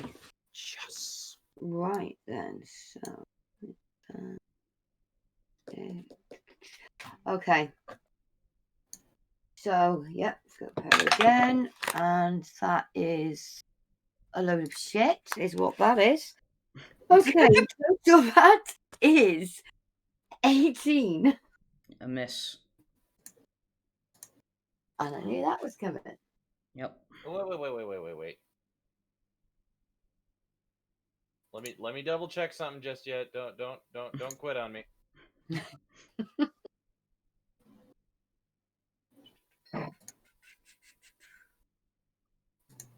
Aha! Katterina's going to use her reaction to try and bend luck on that attack roll. Okay. 2 sorcery points down. That was an 18, you said? Yeah. Make it a 21. Oh, oh, Still not enough. damn it. Well, Close it was a but no bend, cigar. not a twist. Mm. So with that, I'm guessing that's you done next. Yeah. Can I just ask, did you say there was a ladder on like the inside going up to the wall? Yeah. Okay. So Tanaway could climb the ladder if he was so inclined. And if it wasn't only 5 feet wide. What, the ladder? Yeah. Yeah. Yeah, I'd definitely say that I don't think Tanaway's gonna be getting up that anytime soon. Oh, it'd be like a bodybuilder on a tricycle. How? The Like a ladder's Teen 5 Goonie? foot wide, you say, yeah? Yeah, and he's about what? Give. All Yeah, but right. he's climbing up it with his paws. Do not- me a dexterity check, and I'll tell you whether he does it. Yeah, that would be pretty good. Dexterity. Okay. His is right. Would that be Dex Acrobatics? 16. Fail. 16. Fuck. Okay, he fell off the ladder. And is now prone. Joke. I'm joking. He looks like he's expecting belly rubs. All right. Oh my word. So with that, it's well, actually, Tanaway wouldn't have gone next because it's Katterina anyway. No, it's a reaction, doesn't he? That's what I was thinking, but you know, after I've gone, I mean. That's if he's in melee range of another creature. I see. Yes, yes, actually, yes. If he can see me, or he's close, it's 5 Yeah. feet, isn't it? Yeah, actually, yeah. I'm just reading it now. So, Katterina, you're up. Yeah.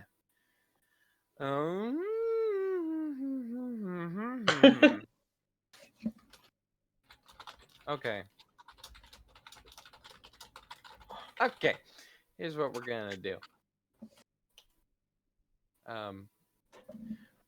Dungeon Master, I would like it to be stated on record that even though I'm gonna try and lay into this lady, Mm-hmm. my intent is to bring her to the brink of death, not fucking kill her.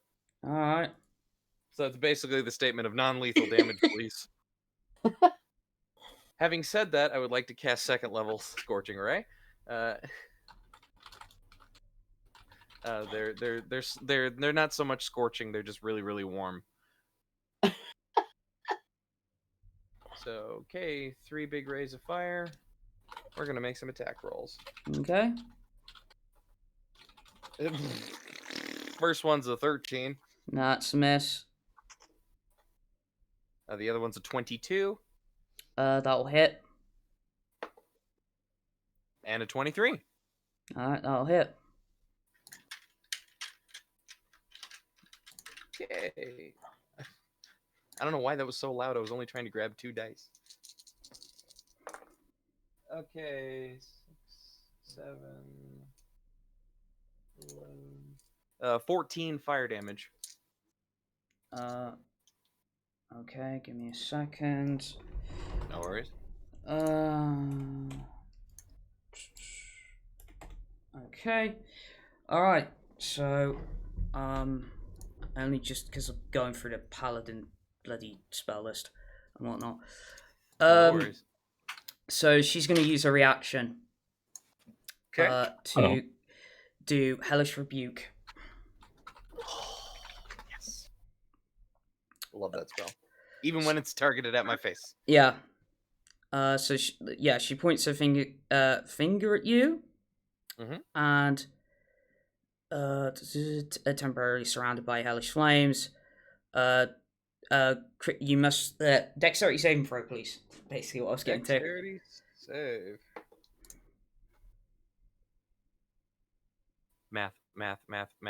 16. That is a fail. So you're gonna get What's the damage? 2d10 to the face. Specifically to the face. Yep. If I could fucking find my D10s, would help.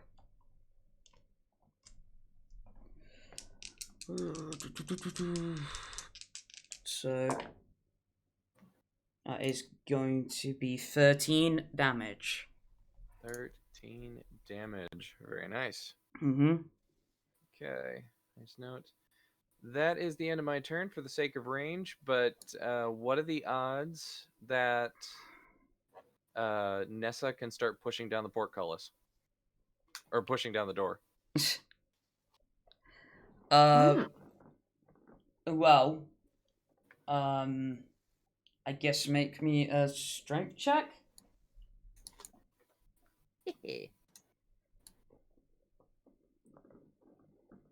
Because we're not doing very good down here.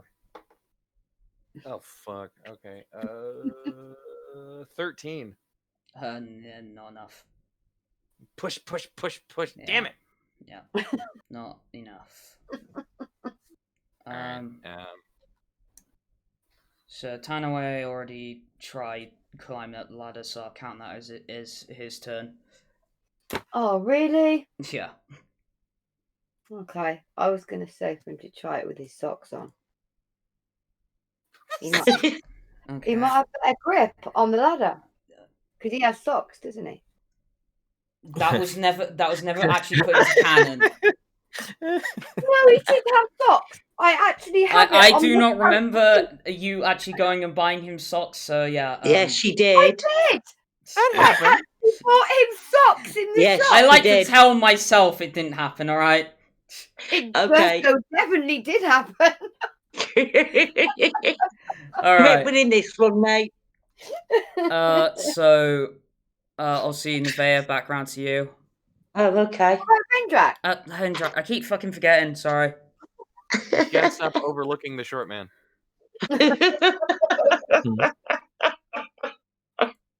That's rude. I don't know why. Stop overlooking me.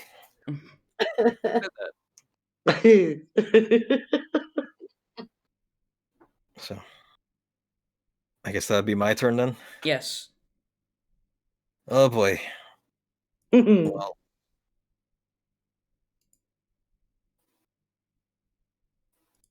interesting.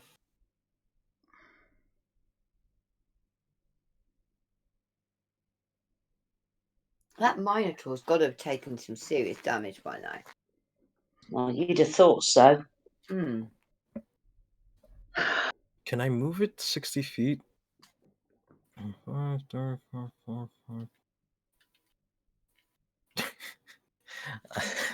Okay, I guess that's what I'm going to be doing. That's weird. I'll actually be starting off with a bonus action. Mm-hmm. And I'll be moving that light so that it's on the skeleton thing. But I'll be moving it basically from the southeast all the way to the northwest. Right. Just so it's on him. I can't reach the lady, so I'm not gonna try. Just it's touching him. So if he sticks around there, he's gonna take some damage. Right. Nice. And I guess I'll also give him a nice thwack. Because why not? Alright. He did damage to me before, right? Yeah. Fuck. You didn't I forgot. That was after I cast the spell, didn't I? Yeah. And that was what was it, 12 damage? Yeah. Okay, so before I even move that thing. No, it's 18, actually. 18 damage? Yeah, it was 18. So that'd be a 9. I think it's half damage or half damage would be 9, or a 10 for the DC roll for concentration. So I'm gonna roll, and it's plus my con mod. Okay. Okay, well that's a natural 20. Oh, fucking hell. So Okay. I'm concentrating all right. That's Yep. not something to worry about. So yeah, Alright. so I do move it over there. Alright. Now it's in sunlight, a little cylinder of sunlight. Just, Alright. and I'll also I will smack it. Okay. And that'll be another roll because of course I just got a natural 20, so Yep. definitely going to have that same luck, right? I'm just here we go. Totally gonna happen twice. Well, that was a 7. So let's start doing the math. 7 plus 7, that's 14. No, wait, plus 8 to hit. Shit. More hammers, plus 8 to hit. So 15. And I'm going to have to use an extra roll, I guess. So no, you ain't. No? No, no, you hit. All right. So I am going to strike 1d8. Yep. Where's a d8? This is a d8? Yeah. It's like 2 triangles. That was an 8. Okay. Plus 4, so that's 12 damage. Yep. And I would add the poison damage, but I think he's immune. Yeah. So I smack him out full strength with a warhammer right into his Excuse me. chin, Yep. right into his knee. Okay. You hear a kneecap. Vendrak has literally kneecapped a motherfucker. I was aiming as high as I could. Triangle just flies through the air. All right. So yeah, back to top with Nevaeh. Yeah. Okay. Still raging Yep. and still going for the Queen of Death. All right. And that is a 26. That'll hit. And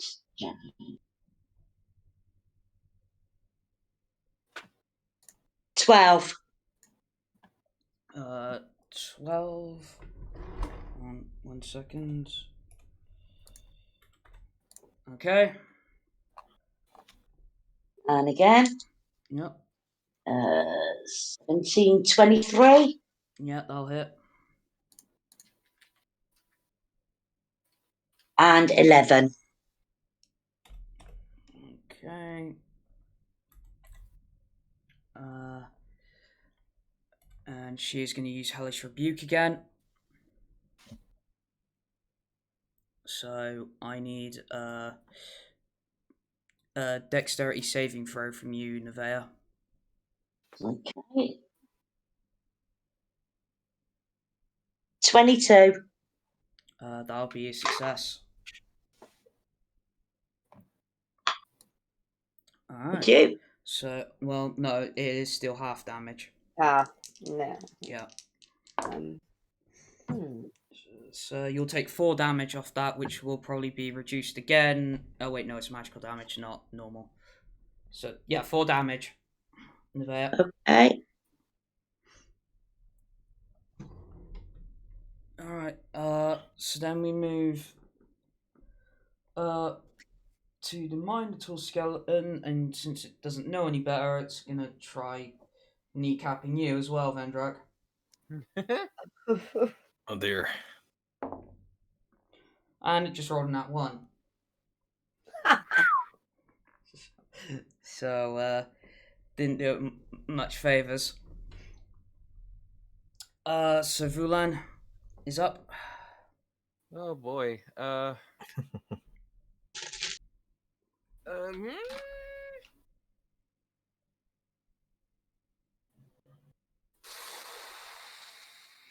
Okay. Yeah, there's not much I can do from here, so we're gonna do chill touch on the Minotaur. Okay. 1 kneecap down. We're gonna go for a horn. That's a 14. Hit. Ooh wee. Okay. Wow, 2 1s, so 2 necrotic damage. Okay. It's just gonna take that and then shake its head in disappointment.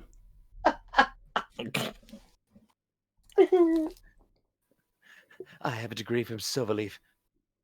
To hell with your head shaking.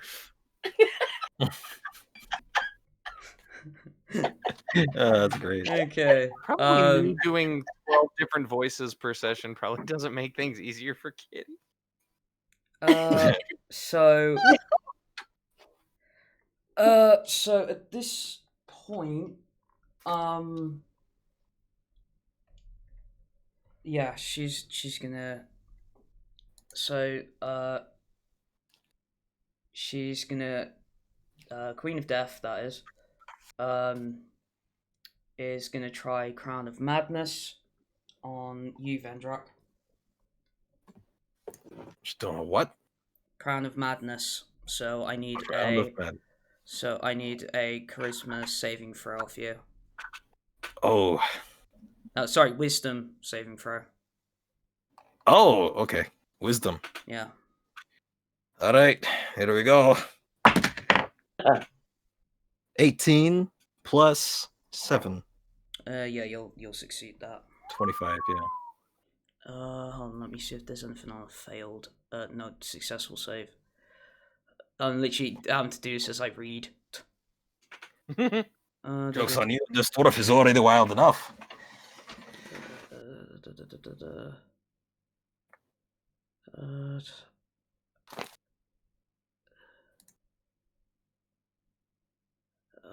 No, it doesn't have anything on We ended the assumption that, like, Commander Tullius and Bobby just fucked off and left us to it. Oh yeah, I got it. Let's have some tea. Well, no, there is, like, you can imagine there's still, like, a battle going on around you. This is, like, just sort of, like, the focal point, as it were. Yeah, this is the skirmish. Yeah.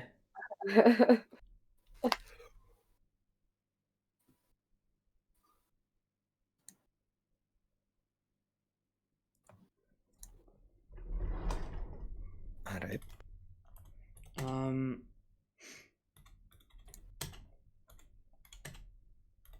So, can't do much else. That's going to be her turn.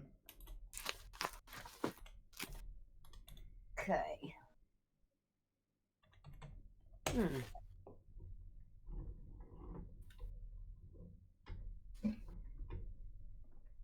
Didn't really do myself any favours, did I? I don't think, with that hunter's mark for 8 hours. Does that carry on as my bonus action? What? Hunter's Mark? Yeah, because it's on there for 8 hours. Yeah, it's still on there. Yeah, but what I mean is, like, is that effectively then my bonus action taken up, or can I still use? No, you can still use your bonus action. Use a separate bonus action. Yeah. Because I cast that and come back. Right. Okay. That's good. Right. In that case, let's see. Right. I am gonna do. Hold on a minute. This is. What does this count as?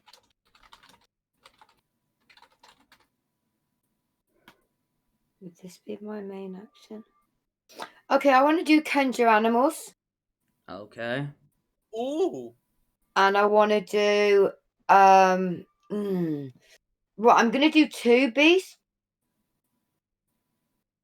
I'm just trying to read that. That is my main action, isn't it? I think. I'll read this card. Some creatures in. Okay, roll initiative for summon creatures as a group. Each has its own turn. And you must tell them to attack. Right, okay. So. Right, beast 1. And beast 2. Right, okay, so they go in order, beast 1 and then beast 2. So actually say 1 is on each, so beast 1, I'm gonna say to attack the Minotaur. Hold on, for a start, what the hell are they? Oh, I don't know. Let's make them be right. It's beasts, isn't it? Let's make them be wolves. If they're right, so 2 of them. That makes you might want to check up what challenge rating beasts you can have before you cast that spell. Just they're saying. 1. 2 of them. They're challenge rating of 1. Yeah, but what beasts are at challenge rating 1? Can you tell me? Oh no. Yeah, you might want to rethink that.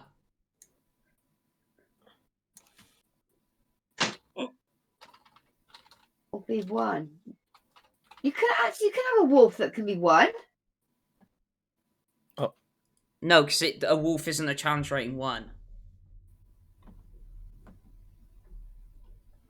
Hold on. It isn't. A wolf is Round not a is challenge a rating direwolf. 1. No, that's not what I'm looking at. That's not what I'm looking at. Well, Give me a direwolf is a second. challenge rating of 1. It is. Okay. It is 2 direwolves then. Fine. So, Beast 1 is attacking the Minotaur. Right. So, that gets. Listen. This is just update, Okay, right? so the next thing would be, do you have a direwolf stat block? Yes, I do, don't I? Because. Don't forget Tanaway's upgraded Yeah, from a no, regular direwolf. I've got a standard one here. Where is it? It's on the back of. Oh, hang on. Is it on the back of here? There it is. Right. Okay. So it is first 8. Right. Okay. So that makes the first direwolf at, oh, for fuck's sake, 15. That is a hit on the Minotaur. Oh, okay, cool. Do I do both the attacks first, or the attack and the damage, and then the attack and the damage? Attack, then damage, yeah. Right. Okay. So now that is damage. Right. So. What's that? 17. 17. Hold on. Okay, got it. And then the second one will go for the Queen of Death. She's 60 feet in the air. Oh, fuck. Okay, well then he's going for the Minotaur as well then. Okay. Okay.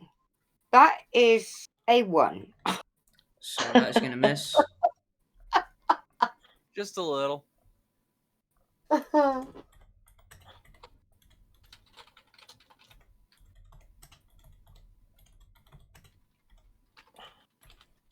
at my eye.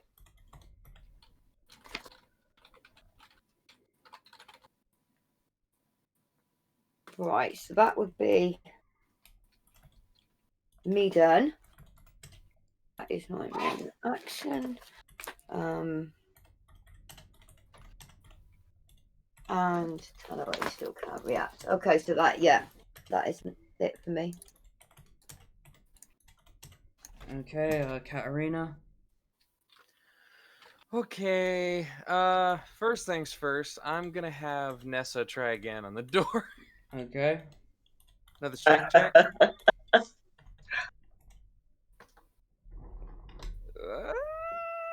23. Yep, I'll do it. All right. She Hey. pushes the door down and just kind of gestures everyone in. I'm gonna have the only movements, like the movement speed she had. She can be like 3 spaces behind Vendrak. Right. Mhm. So that's where I'm going to put her.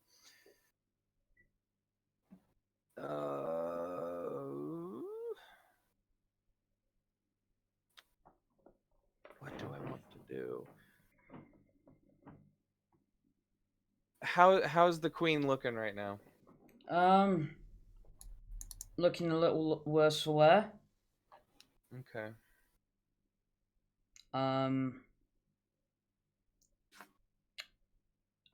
I will tell you this. I can tell you this much. She is bloodied at this point. Okay. I'm gonna get in right behind her. Okay.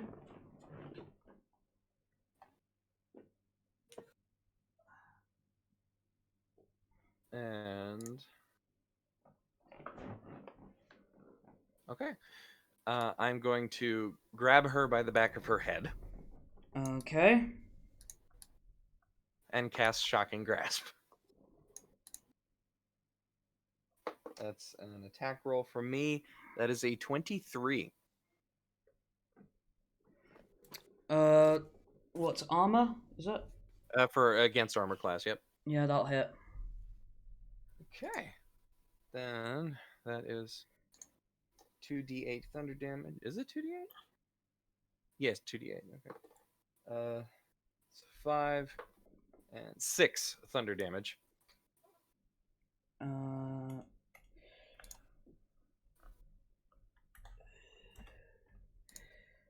Okay. And that is it for me. Okay.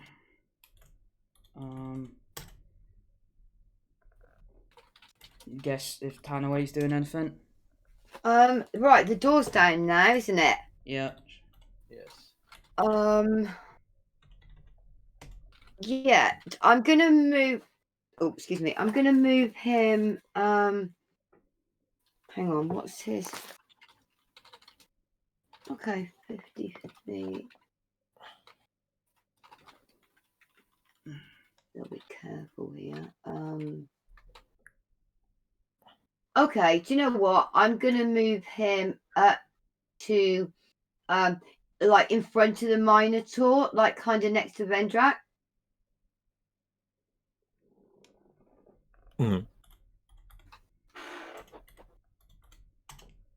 Hold on.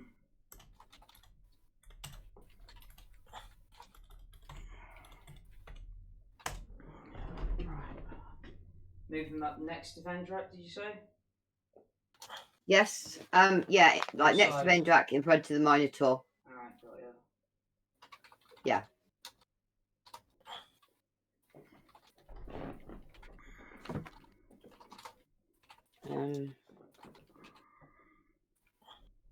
Okay, so he's moved. Alright, all he can do is bite. So what are we looking at? Yeah, so it would Minotaur obviously. Mm-hmm. Oh shit, I dropped that on the floor. Try that again. We are looking at 16. Yeah, that'll hit. Okay. 6, so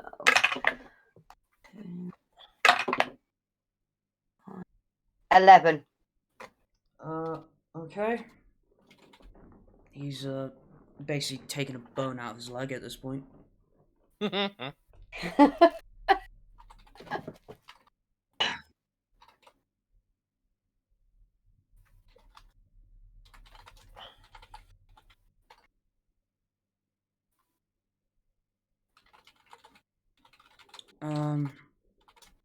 Is that it for Tanaway?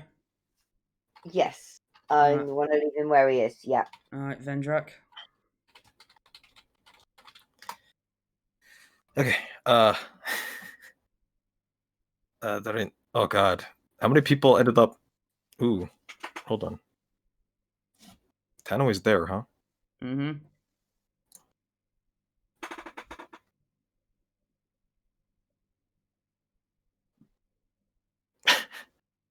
I think Tanaway had to take damage from that. From what? The My stupid dawn. ball of light thing. Yeah. Oh shit. Christ.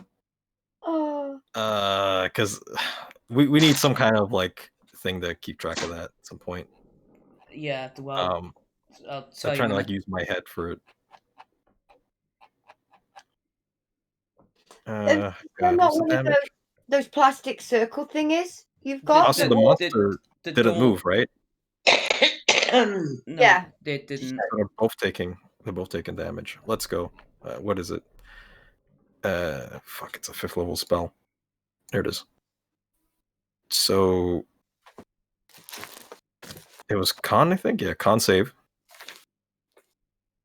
Okay. They need to roll a con save of 15. 15. 15 is a difficulty, yeah. So.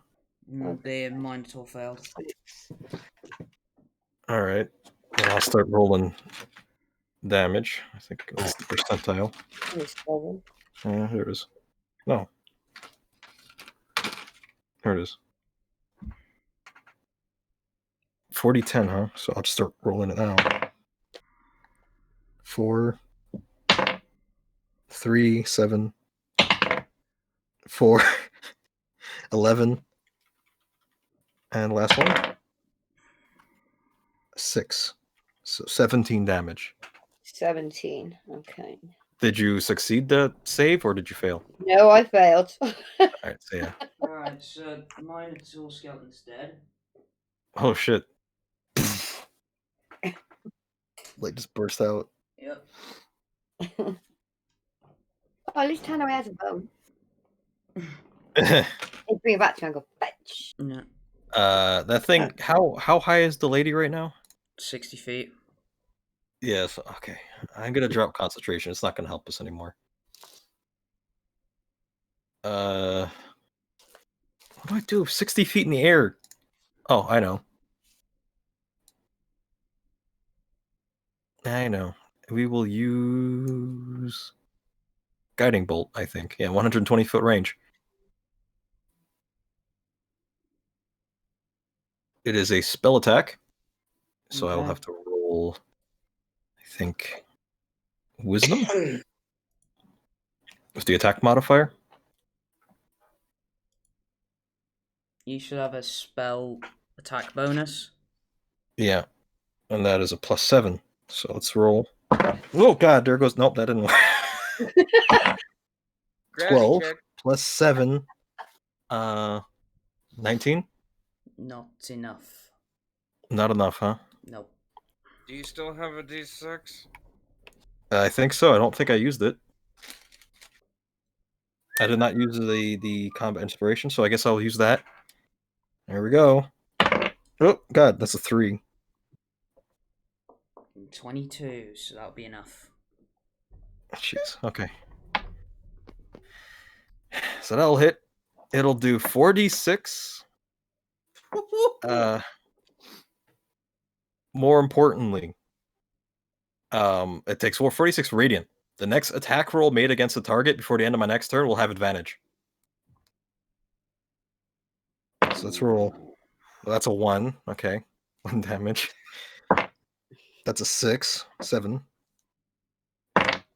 It's a 5. 12. Yeah. 12.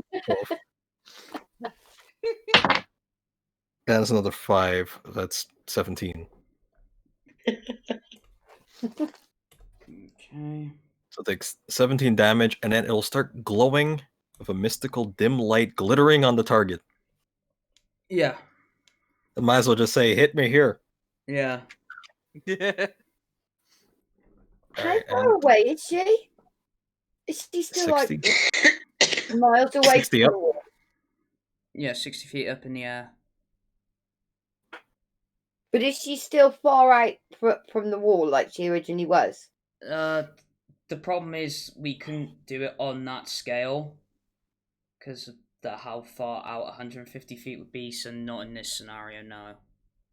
That's what I meant. That's why I'm not actually looking at the squares. That's why I was asking how far. She's 150 feet, is she? No, it's probably be closer to like 30 feet. Oh, okay. Right, okay. Unless you want to do freaking a squared plus b squared equals c squared for fucking triangulation of that shit, but No more math, says the guy controlling 2 spellcasters over here.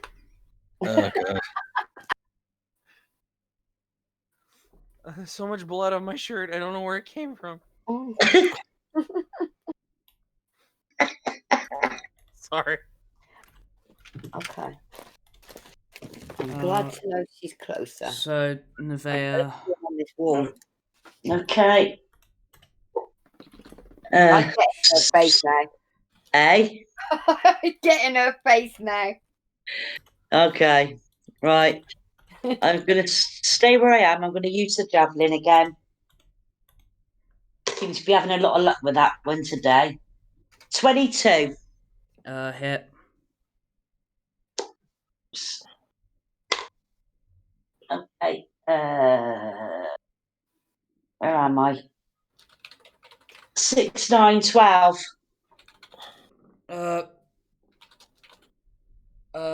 Okay. So. I need to roll something here. Shit. Okay. Oh, really hope she's not dead yet. I want to get off this wall. Okay, so first person that starts noticing, Katterina, she starts falling out of the air. I'm gonna grab her. Okay. I'm going to grab her, and if at all possible, for the 60-foot drop, I'm going to maneuver myself to be underneath her. Okay.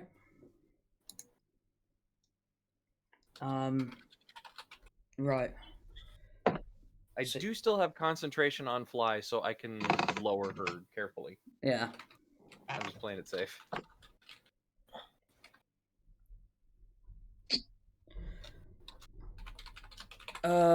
Right.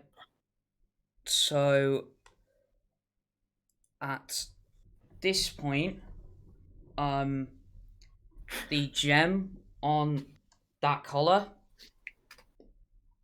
it starts glowing. Oh, yes. Before anything else happens, I'm going to go over there and I'm going to be using Spare the Dying. Okay. Good call. One living creature, 0 hit points, becomes stable. Okay. Are we still like in combat right now? Or are we? No. Just... Okay, cool. Oh, we're not. Okay. No. Vulen is going to. Oh wait, no, he wouldn't. Never mind. Ignore that. Katterina. Katterina. Katterina. Laura Bailey in the house.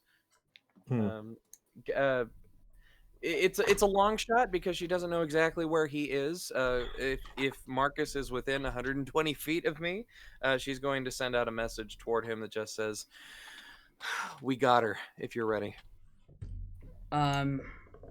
Message is the one that you can send back, or is that sending? I can't remember. Message you can respond to.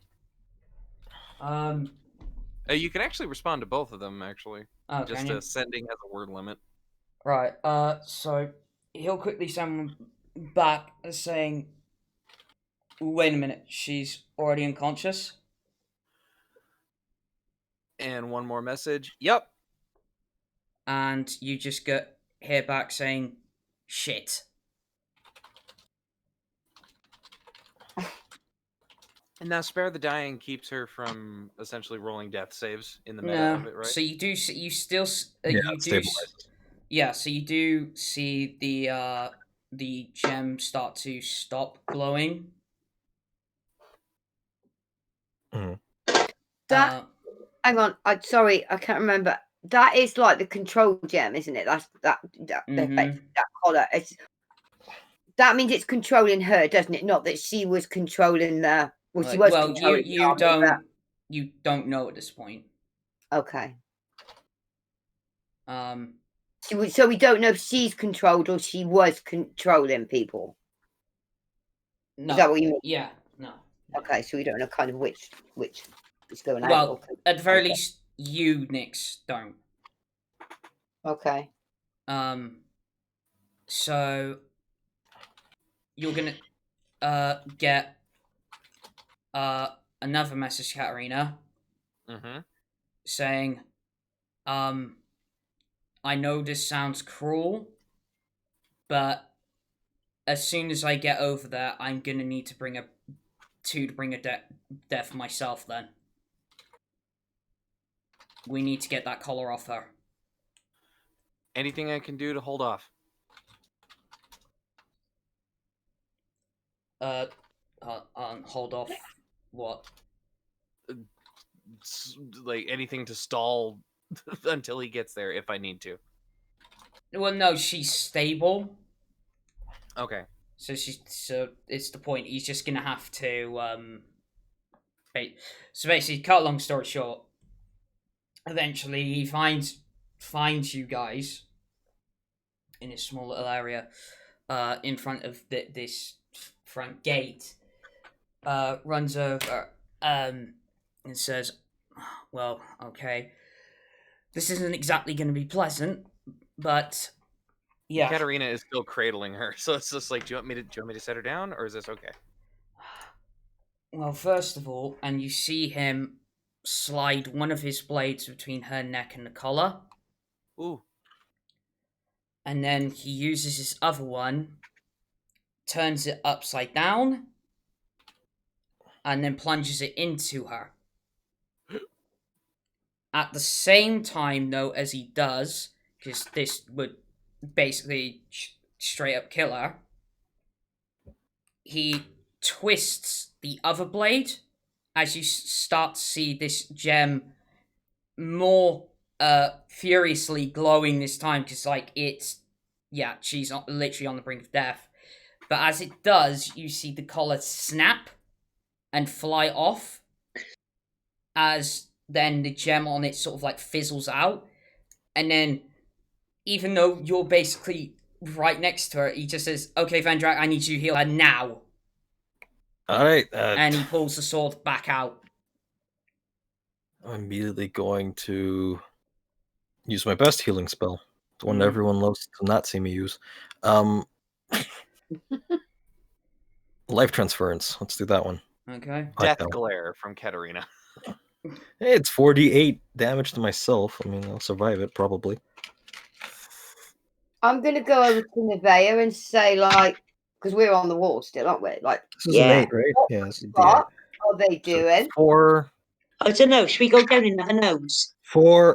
Why is it 2 4s? Okay, fine. 8. 6. Yeah, I think so. Because this is kind 14. of like totally contrary to the what the other And then last one, 6. think should be happening. Yeah. So 20, right? 20? Mm-hmm. Okay. So I take 20 damage. Okay. And I heal her for 40. Okay, cool. As with that, you see like the stab mark in her gut heal over, and there is you do feel a pulse, like she is alive. I'm at about half hit points myself. At that point, Marcus gets her over his shoulders, like, right, I need to get her somewhere safe and out of the way of this bloody battlefield before she dies. Do you think you guys can cover while I take her? Yeah. Absolutely. Oh, I don't know about that. Why is she still alive? I'll explain later. And then at that point, he like looks around him and notices that like a load of probably undead are encroaching, and he just pushes past you, through the gates. Rude much.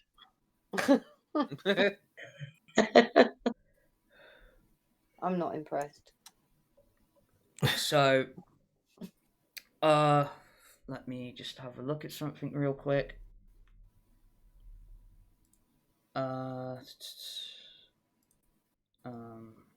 Shit. Alright, yeah, with that, we're gonna go into an intermission because I need to use the bathroom. So, so yeah, if anybody wants to go to the bathroom, you could grab a drink, whatever. We'll be back in 5 minutes. See you in a minute, guys. See you in a bit.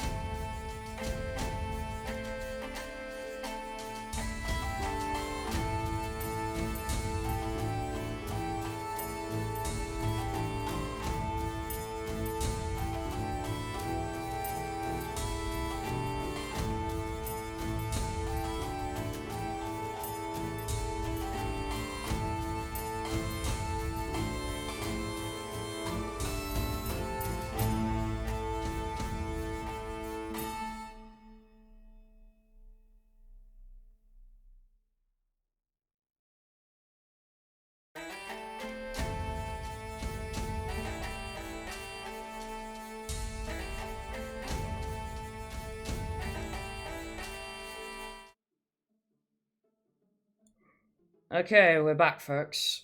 So, if you weren't here before the break, welcome. But also, obviously the party have dealt with the Queen of Death and a small little horde she had around her. But obviously, Marcus came through and well, I should say, came through, ran her through with one of his blades, but at the same time, detaching the collar with his other blade, as the soul gem in it fizzled out. Luckily, well, hopefully not taking up her soul. Obviously, So did that get left right there? Yeah, that's left out there. Okay. And basically, obviously, 3 of the party members are slightly perplexed at what is going on, as obviously he hauls her over his shoulder and, like, basically pushes past them to within the city walls, saying that he would tell them exactly what's going on later. So, it is pronounced Mara, right? Mm-hmm. So, your vision begins to come to, and currently you're staring down some cobblestone, moving underneath you. And you appear to be on somebody's shoulder, being carried. My first thought is, where am I? Just by the look of the cobblestones, you have no idea. What's my status? You're quite battered and bruised. But it's been a decent amount of time since you're in this kind of like headspace, where you've, to put it simply, basically you've had your thoughts to yourself for once. Like the last thing you remember was nigh on years ago. And at that point, you were in Castle Craven. Still under Cobb's control. Huh. But as you turn your head to see who you're being carried by, you see a long, bright red-haired, looks to be at first glance a fairy elf. Carrying you over his shoulder along some cobbled streets. You appear to be in some city. I immediately demand to be unhanded. Oh, you're awake, I see. Well, Where am I? you're in Dull Dawn. How? Well, long story short, you led a huge army of undead here. Oh my god. And, well, you might notice that your neck is sort of free at this point. And I touch my neck, and it's like, I'm just like in shock. Yeah, so that's gone. Thanks. That might be in order. But anyway, Who are you? you won't believe me if I told you. No one ever does. But anyway, I'm getting you off to a healer, because you might notice you're a bit, well, let's not put too fine a point on it, quite fucked at this point. I can heal myself. I heal myself. Well, then, sure. And he lets go of you. And, lowers you gently to the floor. Are you still in the street? Mm-hmm. Okay. How did I get here? Like I said, you led an undead army here to Doldorn, probably from Castle Graven, I'd hedge your bets. But how did I get here? If there was an undead army, it was me leading it. Yes. Why are you not all dead? Because we Why have skilled people in our ranks. Because we're that good. They defeated me? Yes. Yeah. I'm me again? Yeah. Yeah. How Are we long's it kind of been? like crowded round? No, like Marcus by this point has gone well into the city. And the undead? What of the undead? Oh, they're still out there. What? We have to stop them.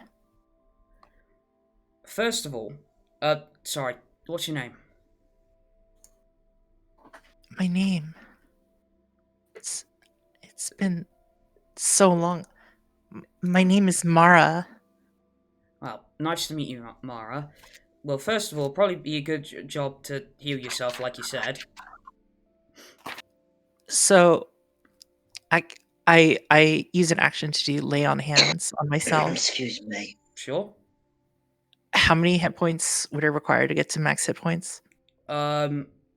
So, well, Vendrak healed you for 40, so it would only take you 29, I believe.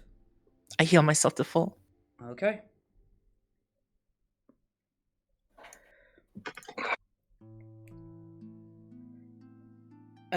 So obviously, is it sort of like a glowing sort of like lay on hands, or you have a different flavor for it? Oh yes, very dark red glow. All right. So he says, well, now that you've healed yourself, I probably will say this. Probably isn't a good idea for you to go back out there. Now, it's not because you can't fight, I'm not saying that. It's more because I'm worried of who may take notice. More importantly, the person who put that damn collar around your neck.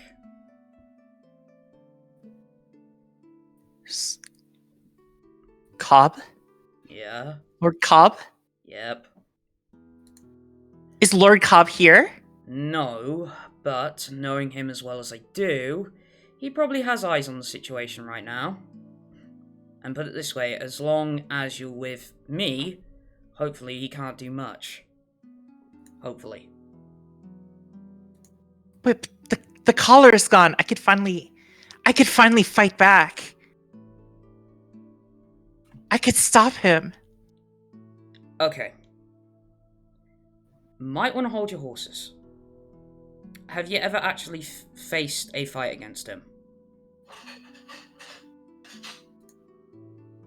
I see your point.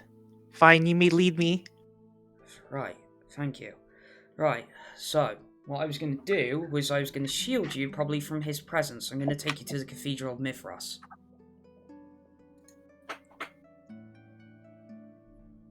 So, he leads you through the streets of Doldorn. And you can see that, not from the Undead army, because you could hear the sounds of battle, obviously, like, behind you.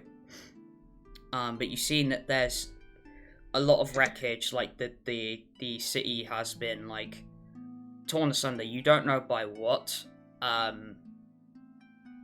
but he, like, sees you looking around. It's like, yeah, that was Cobb's pet that did all that. You probably know him, Carfax. Carfax is a formidable foe. Well, he's dead now, so don't need to worry about that. Again, Can you hear me? By the same hand of the people who saved me? yeah.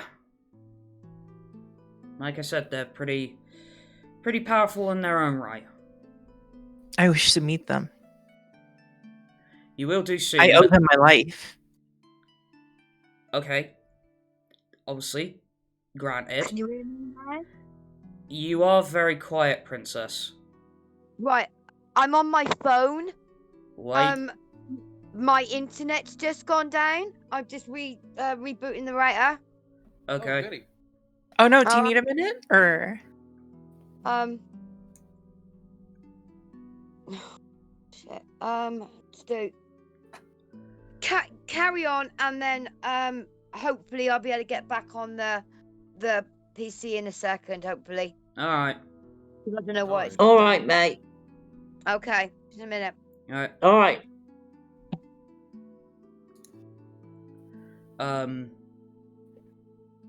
So yeah, he continues with like, well, granted, yes, you do, but there's also a few things I gotta explain to them first, but before you do that.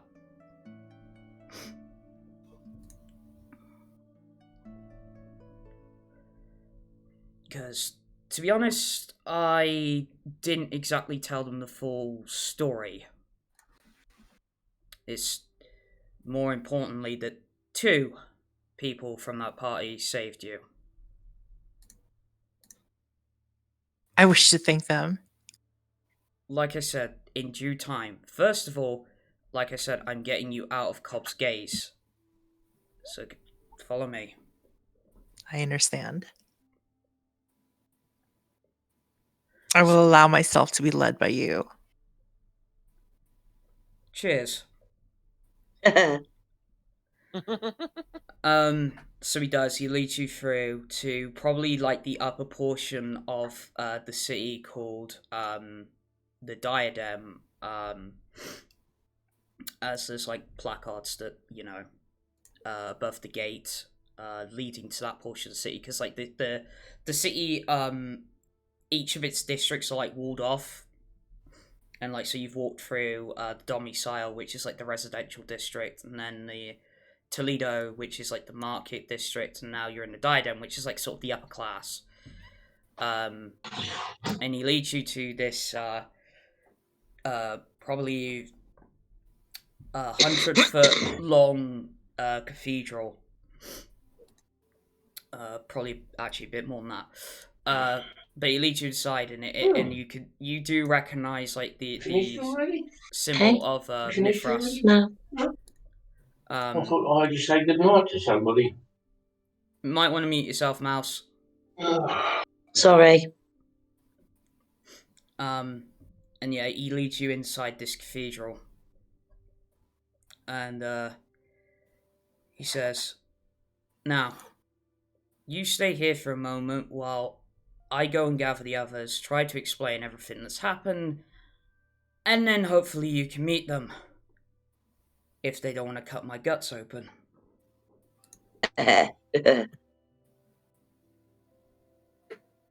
What am I wearing right now? At the moment, you are wearing Like this. the plate mail that the Queen of Death was wearing? Yep. Okay. Yeah. Do you have any weapons? You swore at one point you had a whip, but it seems to have disappeared. The only I thing, care not to ever touch that thing again. the only weapon you weapons I should say, sorry, that you have on you now is a long sword, obviously sheathed at your side, and a mace strapped to your back. And a shield. Mm-hmm. Okay. And the cathedral, like you're sat in, obviously there are rows of long benches, and the cathedral interior is a mixture of this white polished marble with like gold inlays, being that Mithras is the god of light, right? yes, he is. And there are many depictions of Mithras, where obviously he, from the artist's perspective, whether he, brings forth the light, whether he is the light or he, projects light. Many different interpretations of what Mithras could actually be in a more physical form, if you will. I'll stand at the back of the cathedral and wait impatiently. Okay. So, for the rest of you, probably about 10 to 15 minutes later, Marcus comes back. Obviously, the battle still in its thickness sort of thing. It's still going on. But luckily for you, the undead have seemed not to got through the defenses. The army still putting in their work, defending the city, and obviously like the artillery you've got at hand as well. And Marcus comes back and he says, well, first of all, he probably walks up to Katterina and says, well, it appears she's sane again. That's good. That's probably one of the weirder things I've been asked to do in a battle situation. Yeah, sorry about that. But, by any chance, Gothy, by any chance, did this paladin drop the weapon she was using? No. It seems as though, I probably should have explained this earlier. That's you know right. what? Let me retract time and let's do that. Sure thing. Let's Tarantino. So basically, so when the collar was unlatched, you see that the woman in question, her, the first thing you notice is that her, instead of becoming a ghoulish complexion, it becomes more fair. Like she actually seems to be more alive. Okay. The bone wings that were protruding out of her back, as they sort of go back into her, you definitely notice that stone seems to be starting to cover them. Oh. And that the whip, as it falls out of her hand, just slowly fades and dissipates. And two other weapons take its place. Almost like the collar was keeping, as Marcus said, like her locked down, like she was being corrupted by this collar. Like Cobb had a certain amount of control over her. And that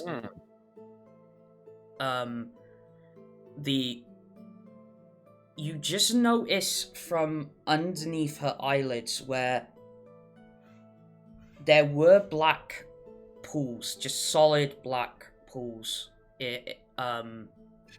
That a sort of like small traces of like white light seem to come from under her eyelids as they slowly close. That's trippy. I like that. So with that said, back to present day. Yeah, Katterina is going to kind of pat Marcus on the arm and say, "You should probably explain to everybody why I had to do that." Well, more correctly, why you and Vendrak had, well, you, me, and Vendrak had to do that. But yes, I shall. So, to explain to the rest of you, sorry for the secrecy, but yeah, that collar around her neck was controlling her. Now, the reason I didn't reveal it to everybody was because, well, I felt if too many people knew and it was obvious that we were trying to get the collar off her, then, well, Cobb might just simply pull her back and we would have lost our chance. I've been in this situation once before, and last time I failed. So I wasn't going to let it slip by me once again.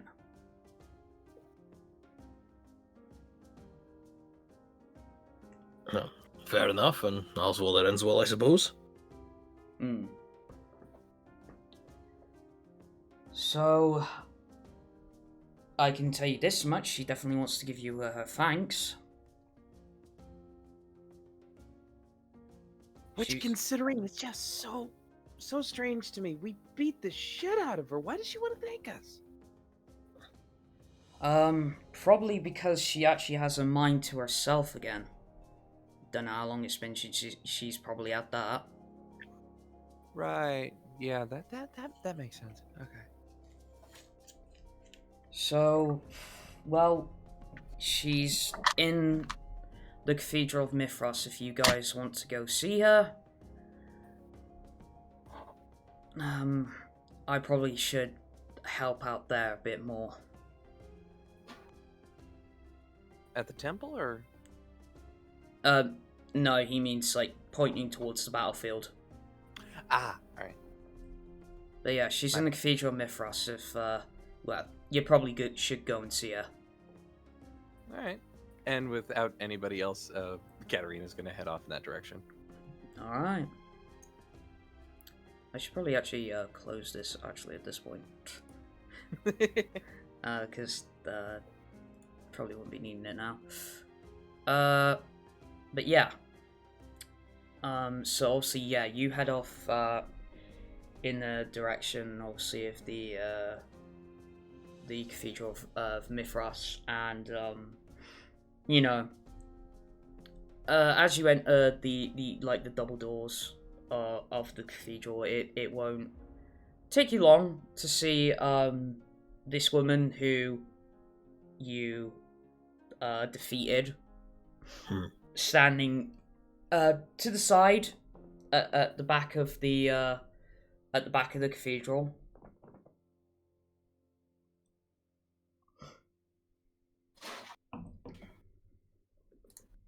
I guess, does she look any different compared to the original incarnation that we were introduced to?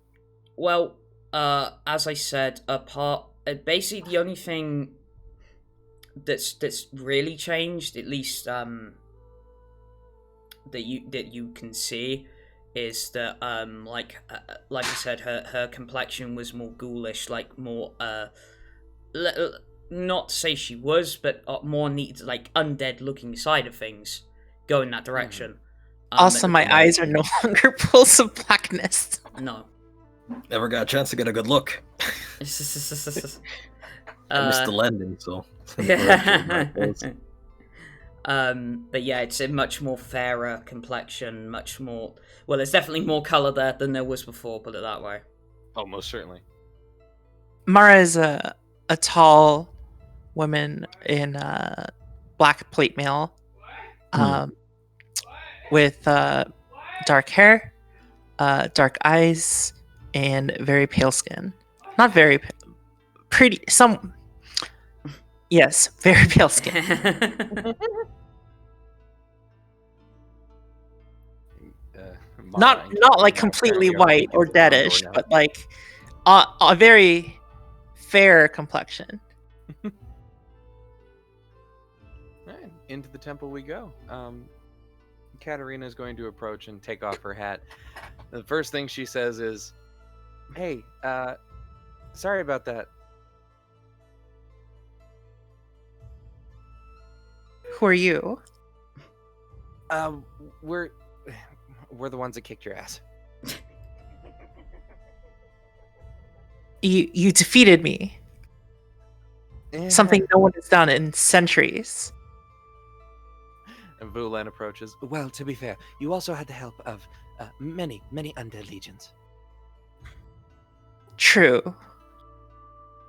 All I remember was an arrow hitting me. That's all I really remember. For the longest time, I existed in a state where I could only watch myself do these horrendously evil acts. I slaughtered villages. I killed innumerous people. And I was helpless to stop myself, like I was watching some evil version of myself. And I was just shut in a corner of my mind. With an explanation like that, Gothy, would Vulen possibly recognize any of the magic behind that? Need to make me an Arcana check. Can do. Is Marcus here? No. That's a 9. No. Not anything to this scale, anyway. Okay. Your party here freed me. This means I owe you my life. Katterina well. kind of flinches at that. Wait, what? Hold on. You owe us your life. What? You saved me. If it weren't for you, I would have been a slave to Lord to Cobb for the rest of eternity. Well, to be fair, it was Marcus that saved you. We did a lot of the ass kicking. I was told you defeated me and rescued me and saved my life. Yeah. She kind of turns, looks over her shoulder, and looks at everyone else. Yeah, that's true. I was also told that you stand against Cobb. You must allow me to join you. He must be stopped. He is nothing but evil. Well, that I can agree on. Yes, quite. We are very aware of his evilness. In fact, we've experienced it firsthand a number of times. Will you allow me to stand by your side and face against Cobb? Will you allow me to add my sword to yours?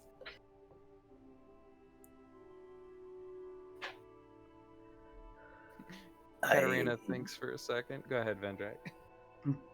Oh, no, I'm thinking too. That's my buffering. Don't worry about it. She says, "Oh, you're pretty good with a whip. How good are you with that sword?" That whip. I never want to see that whip ever again. For as long as I live. I hate that thing. Don't worry about it. We couldn't even see it after you got your ass kicked.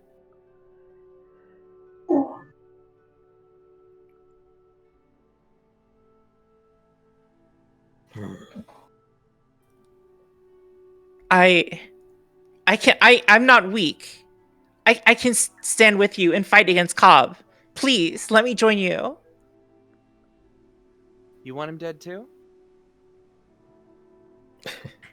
I would see nothing less than his complete and utter obliteration. I'm okay with an extra pair of hands if you guys are. Well, yeah.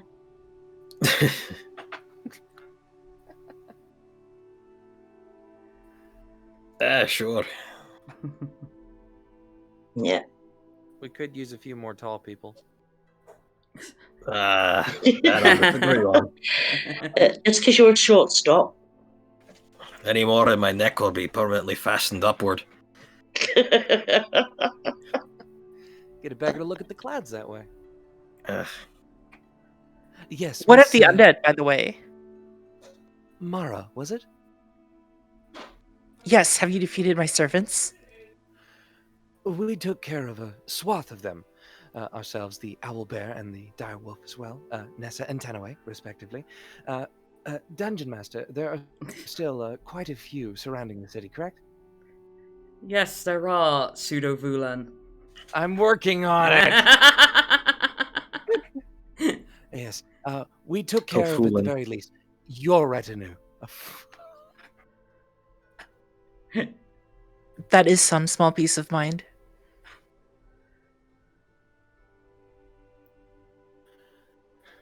Will you finish off the rest of them? What are you waiting for? I was thinking of written an invitation, but Hang on a minute. Since when do we need it? When do we need an invite to go for a fight? That's what I was wondering. If you're all right on your feet, if you're feeling okay. You did just get stabbed a lot. well, I helped in the unstabbing, so I'm sure she's fine to go. You would do well not to underestimate me. I will show you I am quite capable. I like the sound of that. Let's see what happens with the rest of these things. Yeah. So I assume you're all heading back towards the battle itself. As long as she's okay to Yep. walk. Is the cleric visibly wounded? Or any of them? I think it might just be Vendrak, yeah. I took a look total winded, of I'm sure, but 13, so. Yeah, I only got hit with the Hellish Rebuke once. Yeah. Yeah. the biggest damage I took was healing, amusingly. Oh, That's right.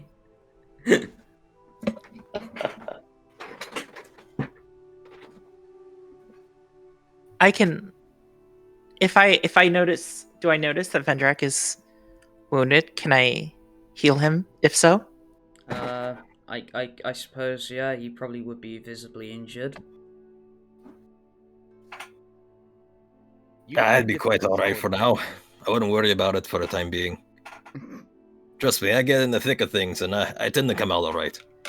I'll rest my hand on his cheek and restore. Let's see, 16 life points with lay on hands. Yeah. It glows red where I touch him. My hand glows red, and it restores his health points. It's funny Yeah, because matches my nose. Wow. 16, right? I was about to say it's funny because the other cheek starts going red, probably. What's wrong with that armor? I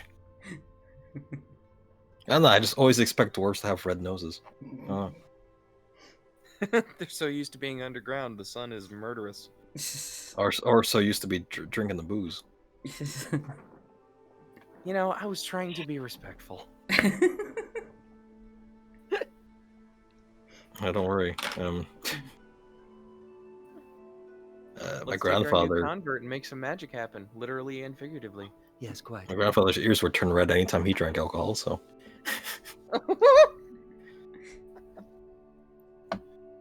Okay, so as I said before, like I guess you guys are now heading back towards the battle. Yep. Yes.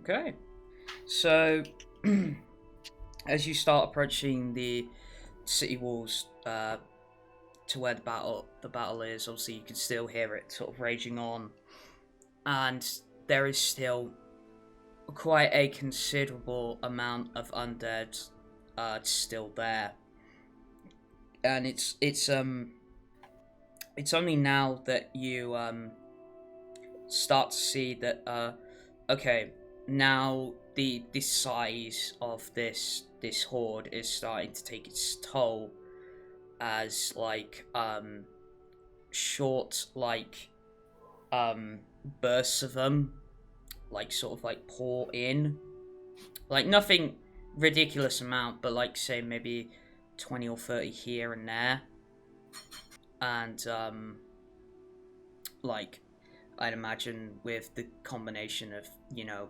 your AoE spells or, you know, the melee fighters doing their stuff, like you're able to like quickly do away with simple undead and you know, actually push forth towards the city gates, where these bits of undead are coming in from.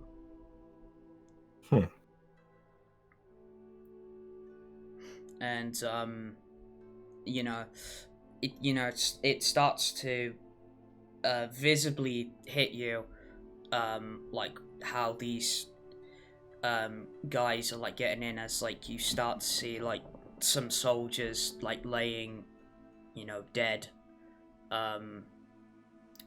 as you walk by, and a lot of them obviously have gathered around the actual city gates, where they're actually having a bit of trouble from Nessa's strength to actually pull the doors back in. Whoops. And so, a combination of trying to fend them off and pull the doors back in at the same time, like, yeah, these small trickles of undead are getting through as such. But you do see Commander Talius and King Bobby. You see Merlin and Teru are still on the city walls firing down. Like, yeah, battle still well going on through the night. Oh, wow. And you've probably only got about, at this point, probably about a third of the way through their forces.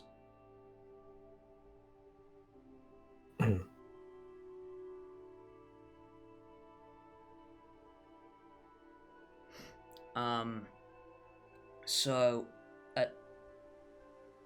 what I'd like people to do for this, is basically, we're gonna go through sort of a skill challenge as such. So, because it's quite easy to estimate that this battle's gonna last quite a long time, if not the whole damn night. So the first one I'd like everybody to do is a Constitution saving throw. This is more just measuring your endurance than anything else. Oh, okay. Are we together for this? Yeah, you're all together.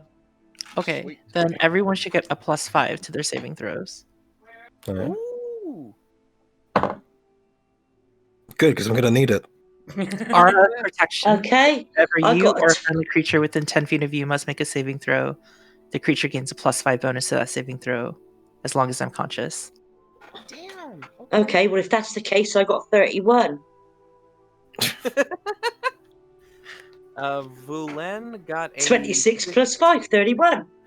Vulen got Yeah. a 15. Katterina got a Constitution, correct? Yep.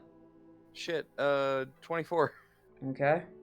I got a 15. I have a total of 15 then, with my bonus. Okay. So, it's quickly noticeable that for quite a few of you, this is like a long, drawn out battle, and you're not used to this sort of combat. And a few of you, like, every now and again need to take little breathers, even though you want to keep fighting. It's very taxing to be going through a battle like constantly for this amount of time. So what I now want from people is just a straight charisma check, please. Charisma check. Yes, please. Okay.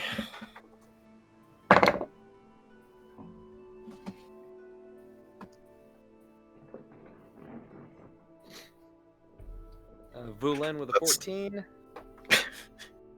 Here's where I start rolling horribly. I got. Katterina with a 21. Okay. Oh wait, do we add the +5 still or what? Only on It's- saving throws. Yeah, unfortunately, it's not Okay. saving throw. 22 for me. Okay.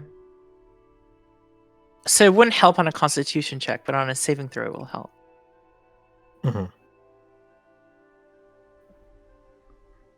So yeah, 11. Okay. What did you get, Mara? I also have only an 11 since there's no proficiency bonus Okay. for being so... a Queen of Death, is there? So, unfortunately, like the soldiers, sort of start to notice that, that like you guys are sort of like you're not able, to sort of cope with this level of battle. And it's like you can now sort of see it visibly on their faces as they sort of like either pass by you or take, glances at you, that sort of like their morale is shaken. And, because of that, like you start to notice that, some seem to either be fleeing, or that they're sort of like, the will has been sort of like broken, and they're like realizing, oh shit, you're face to face with an undead horde here. All right, so I'm going to now want another Constitution saving throw, please. From all A of you. saving throw. Yes, So saving that's- throw. Ooh.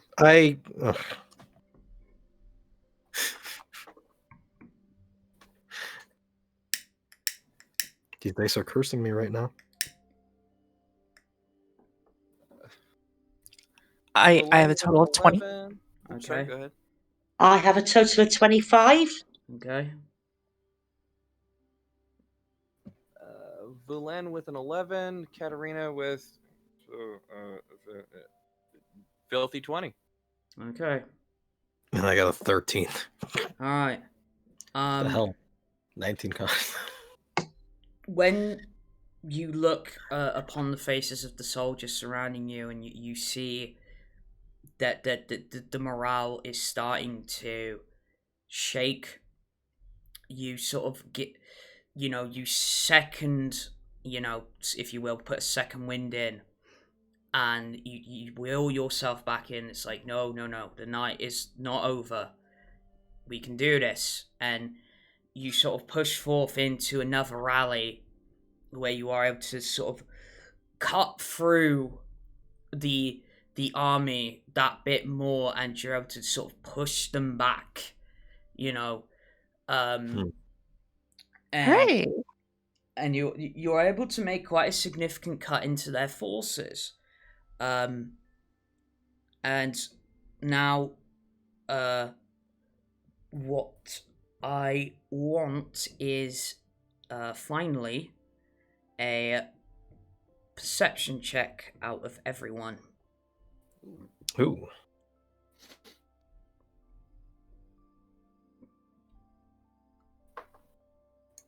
Oh, 18. Okay.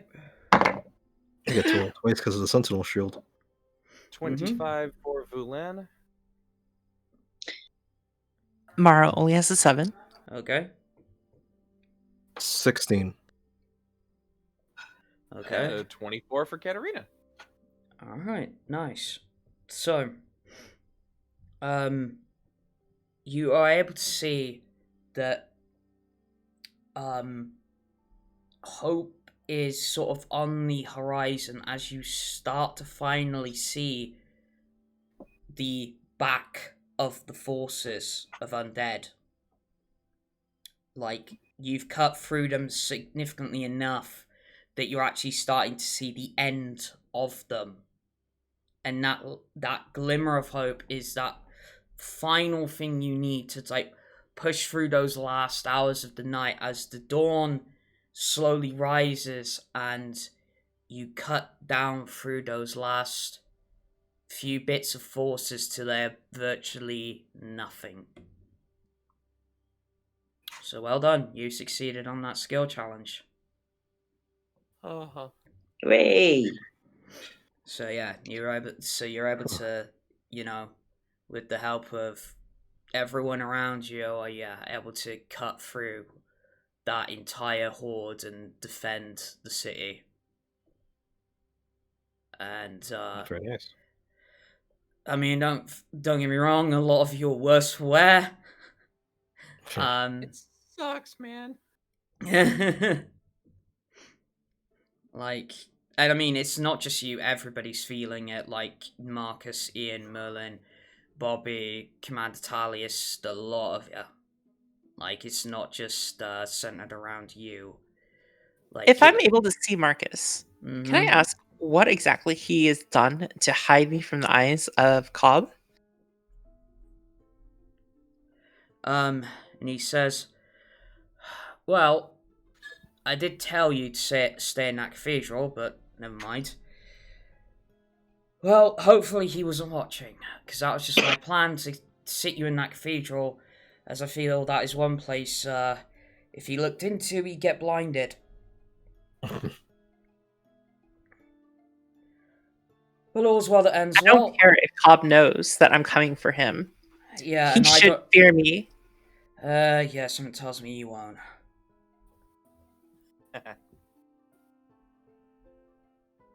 My main concern is I don't want him just all of a sudden turning up out of nowhere here. As you can see, we're not exactly fixed to fight him at the moment either.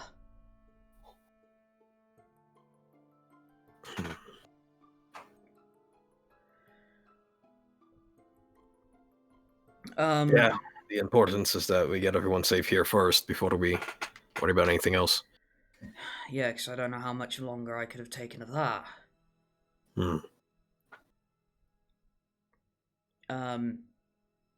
At which point, you know, Ian, the cleric, is going around,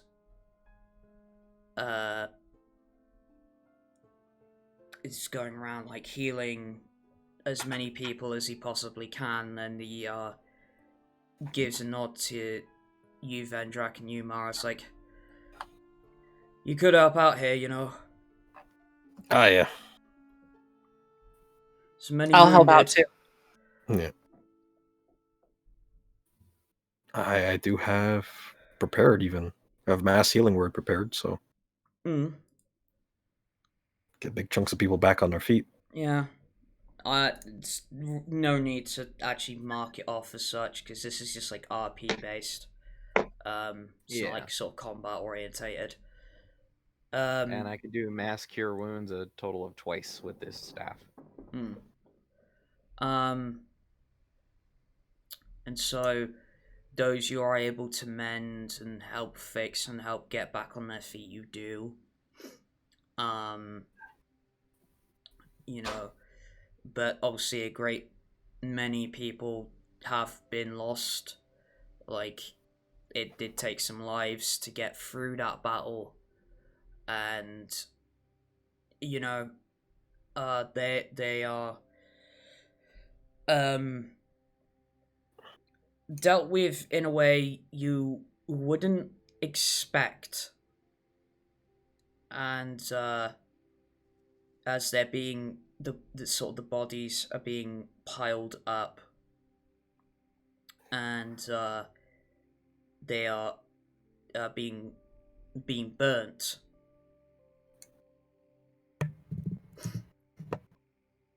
Can you hear me? Yes, we can, Princess. Okay. I don't know if this will be at the moment. I'm literally using a hotspot from my phone. Seems to be fine. He's coming through clearly, so... Yeah. Okay. I would be concerned about data usage on your phone if you have a limit on data. Limited. Well, that works. Yeah. It'll do until my my internet comes back on. Sorry, guys. It's alright, don't worry. Good. Stuff happens. And yeah, anybody who has the capability to want to make me a religion check. Can I just get a quick catch up? Because I've got no idea what's going on. Okay, so at this point, basically, you guys went to go see Mara in the Cathedral of Mithras, and she's joined your party, and basically, everybody went back to the battle, and you were able to cut through the forces all the way until the morning, basically, and defeat them. Okay. To basically give you the nutshell version of it. Okay. Hello, I'm the Queen of Death. My name is Mara. I joined your party. How you doing? So, yeah, anybody that has the capability to, make me a religion check, please. Katterina does not, but Vulen is going to go ahead and try it. Okay. And roll a 12. Okay. I mean, I'll give an option. But... also 17. Okay, with your 17, you're able to realize the reason why they're burning the bodies, and that is to not create more undead. Oh, I should know that anyway. Well, it may have slipped Do you your mind in cleric class. Cleric class.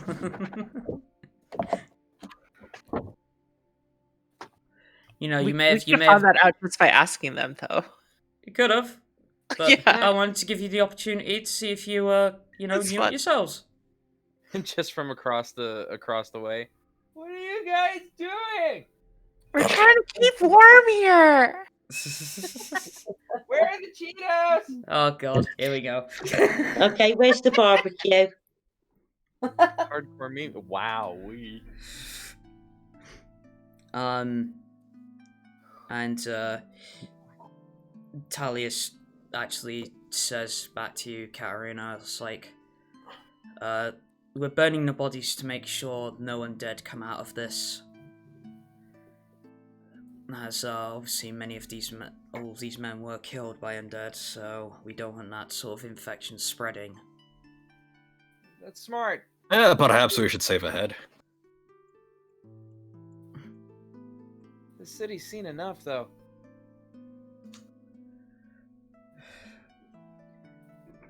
That it has. I mean, if you want, I can speak with one of them a little later. Needs to have a mouth, though. It'd probably be better if they'd be left in peace. So we would just command Talius, or command Talius and Bobby, or is Marcus there? Who's... Yeah, just like sort of everybody's around sort of thing at this point. Okay.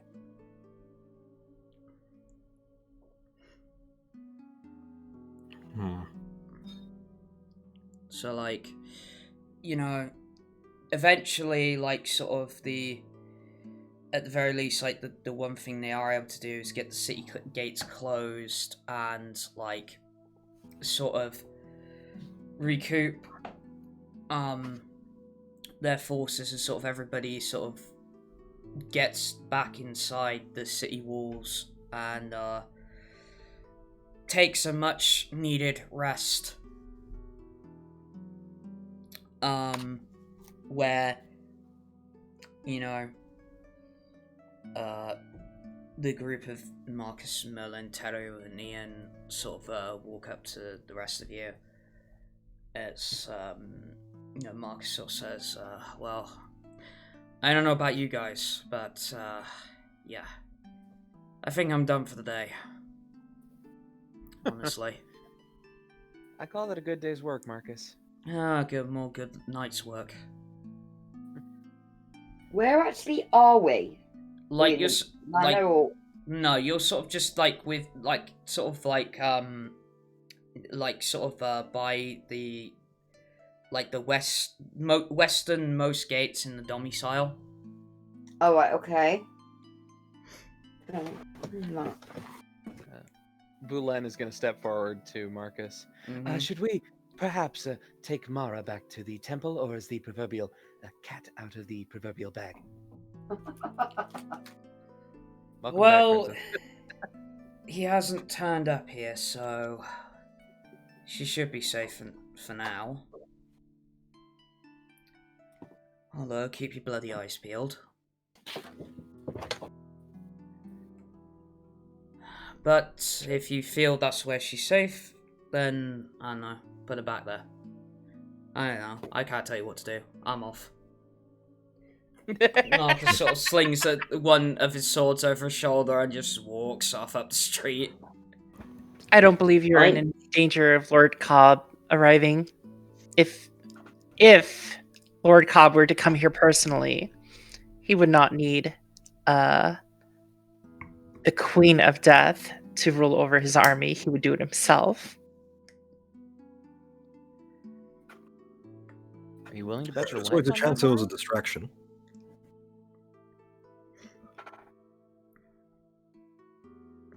So, okay, so we're worried that he's gonna turn up, are we? Is that likely?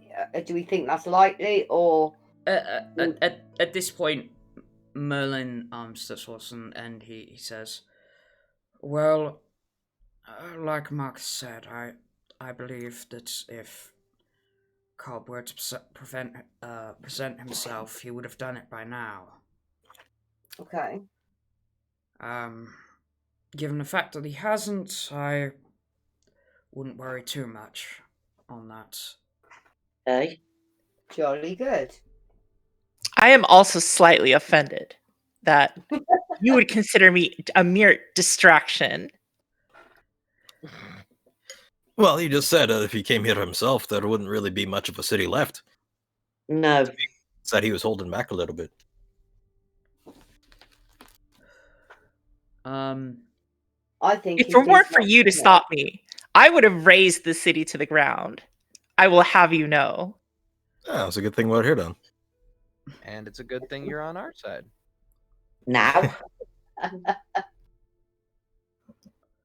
I think after that hard day's work, we should go to the Lock and Barrel, considering we're in the vicinity. Well, that's true. And get heartily drunk. That would be my suggestion. And here's that opportune moment. I don't remember what it tastes like. Oh, you're in for a treat. Oh, what alcohol tastes like? Oh, yes, I think No. you should remind yourself. Yeah, I don't- definitely. I don't remember what anything tastes like. What? It's Not been- even food. No. I Oh, was wow. kept alive by the necklace and the necrotic energies inside it. I was unable to die, but also unable to live. I haven't eaten Okay. real food or drink in centuries. Oh, well, in that case, then lock and barrel it is. I think so. We can get you to try a bit of everything. Yeah. Oh boy, Right, this is off gonna to be a the hell of a pub. night. Is Bobby still with us? Or is he Um, gone somewhere else? Or I'll say for convenience, because I can't do a good Bobby voice, that Commander Talius has dragged him off somewhere. Okay. Royal responsibilities, Nix. Yeah, okay. He also has other responsibilities. Nix, the city is currently on fire. Literally. Are you insinuating there's going to be a little prince running around?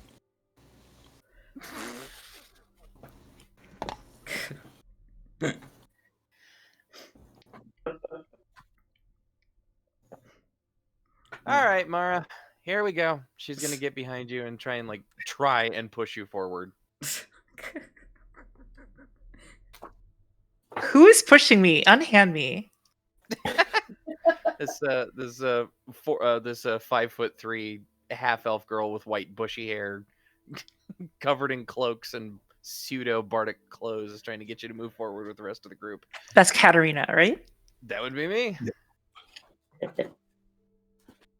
She's a little on the wispy side. She compensates with the amount of cloak.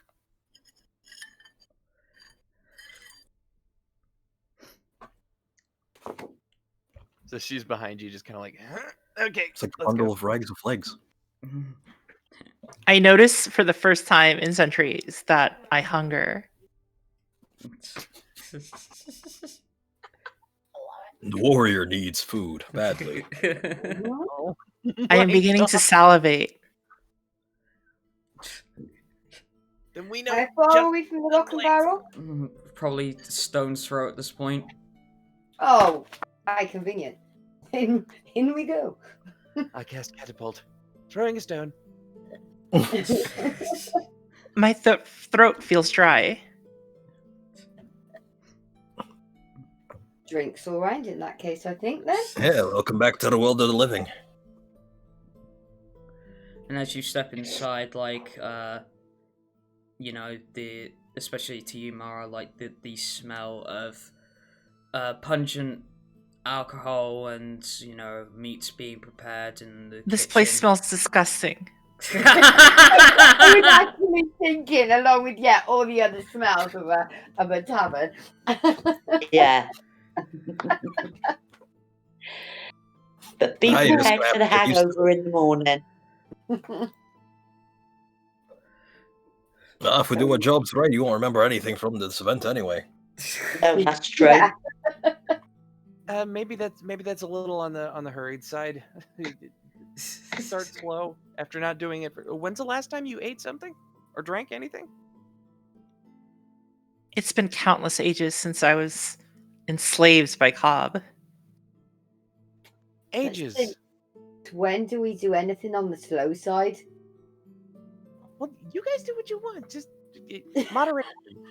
So ages? You mean like 5-10 years at a time, or how old are you anyway?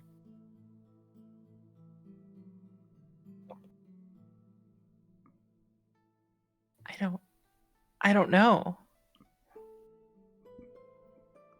Right. Yes. Moderation. Vendrak, Vulen, please make sure she takes it slow.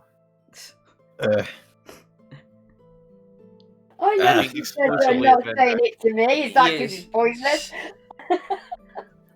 I just imagine you say that as Vendrak's down his fifth pint. Yeah. I'll what I'm make sure to thinking. bring back. I'll make sure to bring the smaller funnel. It'll be fine.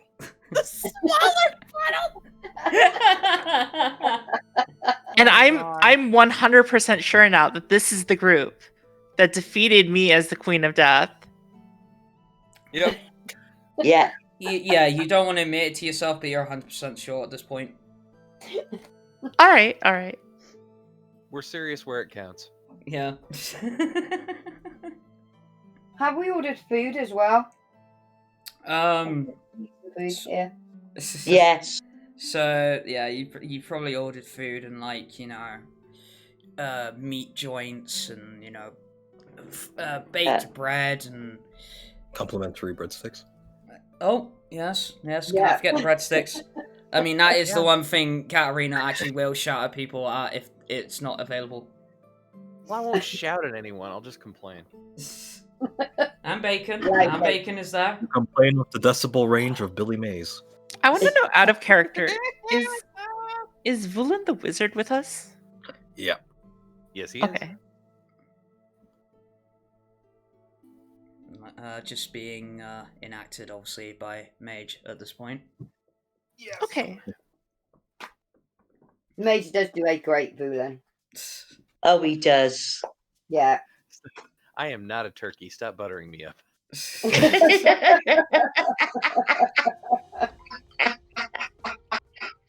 But yes, what have we done? What have we done with the noble steeds? Is the question. Excuse me. Oh, right. I just Don't be remembered now thief. what you were talking about. They'd probably have to wait outside. Door's a little bit too small. Well, We're Katterina is kind of going way in there, so with us essentially. But Yeah. they're right there. Okay. Katterina is going to help herself to just as much as much beef and bread as she can, and bring out 2 plates, one for each of them. Fair enough. They eat it happily. I'm envisioning a table like literally full of food, full of like drink, like. Oh, excuse How me. big do you think this place is? What, the lock and barrel? Yeah, it's not. It's not like a feasting hall. No, I know it's not that big, obviously. Yeah, Jolson's is gone. But like obviously we're all sat round a table, or even tables pushed together. I'm just saying, like the tables that are like that we're around, I've got like all food and drink on them. A lot. Yeah. There's, So we're keeping the staff busy. the one member of staff. Well, I was actually about to say that. Rushing around trying to not only get your stuff together, but also like everybody else who's there currently. Like, because actually quite a few of the soldiers have also piled in here as well. Okay. Obviously, It seems I require sustenance. Bring me some. Please. Appreciate the plates at the end there. So the barman's like, oh, okay, sure. What do you want?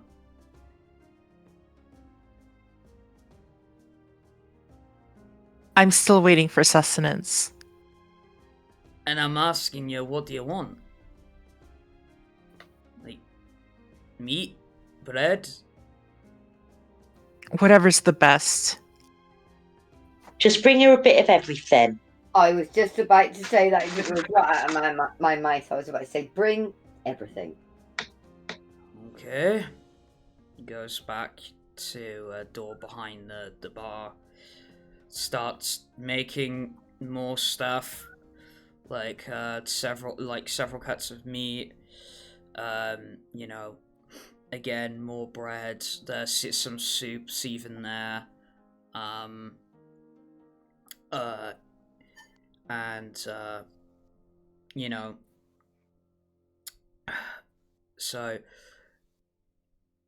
So pretty much pick and choose whatever you like at this point.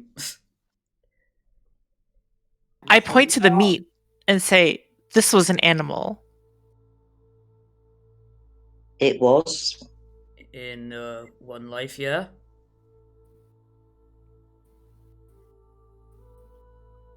Right. Does that matter? I will pick it up and put it in my mouth.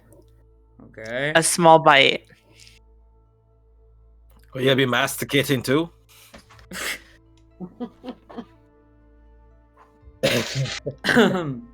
Okay. So particular bit of meat you picked up is like a cut of beef, and so it is a very strange sensation to eat meat after how many God knows years. It's a little hard going down, a little bit tough.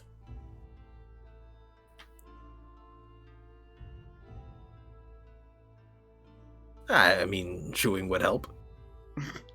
It would. I assumed chewing was involved. When I hear that, I attempt to chew.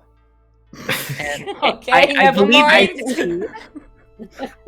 Katterina is watching this all unfold with a strip of bacon just hanging out of her mouth. And then I drink something. Whatever I was given. Probably a pint of ale.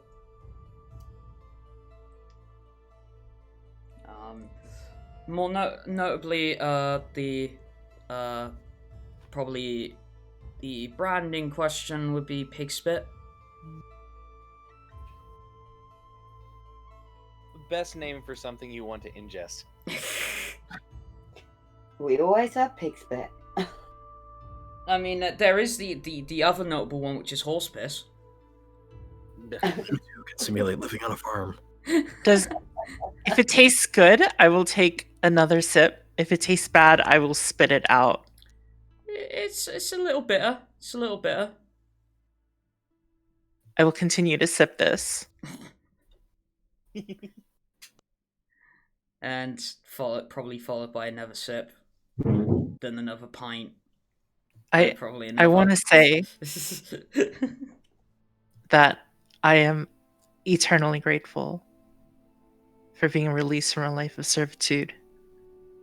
And I don't know how to express all the appreciation that I have. Only that I wish I could be of use to you all. I mean, a simple thanks would work. In that case, thank you. Yeah, no problem. You're welcome. I mean, it was more down to Vendrak and Katterina, to be fair. But yeah. I did want to make sure that she didn't die. I mean, it's not really all that different from what I normally do. I would have happily accepted death at that point. I was just waiting and hoping that one day my life would end, but that day never came. Is this alternative not better? You call this pig spit, right? Yeah. Finest brand.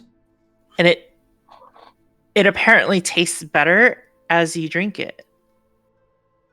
Oh, absolutely. Yep. I'm half cut already, and now it's tasty. I think I enjoy this. That's good. Plenty of time to test all sorts of things and find what your favorites are.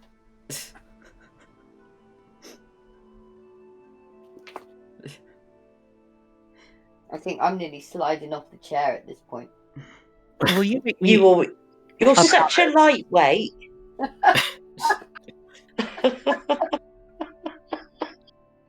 If Cobb ever comes back for me, if he ever puts me under his control again, I want you all to kill me.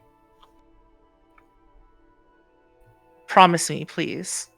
Yeah, why not? I never, ever want to be like that ever again. With a bit of luck, the next time Cobb comes after you, we'll kill him. Exactly. I'm truly grateful for you all.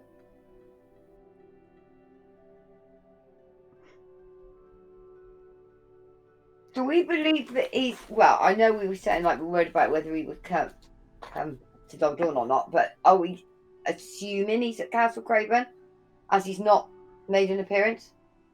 You assume, yeah. My only assumption is that he's not here. I mean, I assume that he's, like I said, been doing something else behind the scenes. Mm-hmm. Yeah, but we know damn well he gets other people to do his work for him. He doesn't do it himself. I know, when he but finds out, but there's gonna come a time we're gonna run into him again.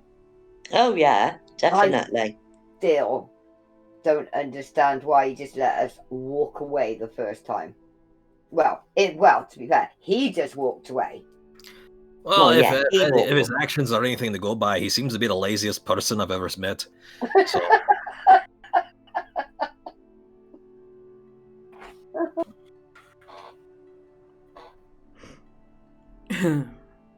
Well, that's good for us right now.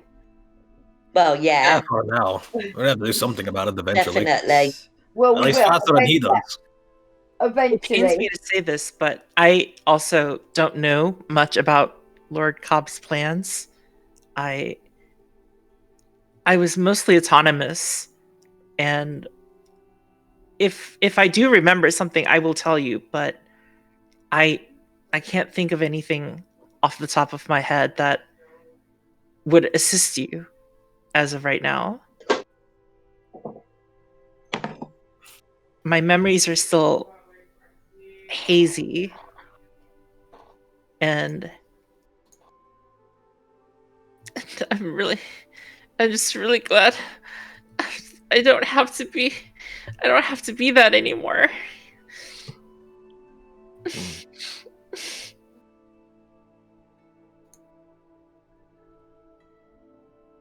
And so barman. How many drinks have I had? Oh, hold on a Probably minute. quite a lot. Not enough. Hold on a minute. Hold on a minute. Tastes really good. Not enough. Hold on a minute. So actually, at the barman at this point leans over to Vendrak's like, she's possibly had a few too many. It's getting to her. Well, you know. Different It's places. been a long night and it's been a long day. I mean, you might want to give it a bit of water. I mean, if she starts putting on the waterworks, I don't know if there's going to be any tear coming out. Maybe just some dust. And I was about to say, is like Vendrak the best person for the barman to be going to right now? Or any of us come to that. Maybe it's probably the most sober. Maybe Vulen. He probably went to Vendrak's as his best customer so far. Okay. But he's certainly... That's not sober. profiling. If the cat fits. Can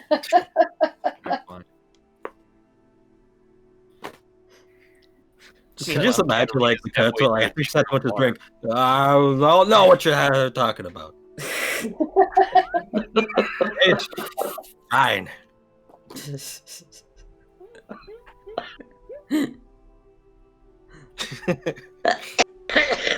So, you know, and keep in mind, also, you're drinking during the day, so, you know. Yeah. That's fine. I'd imagine at this point, plenty of people are. Yeah, no, Yeah. They are. Yeah, because you said the Anything I soldiers think it'd be have hard come to find. in Yeah, as well. we're celebrating. Absolutely. Or getting over the fucking trauma, one of the two. Yeah.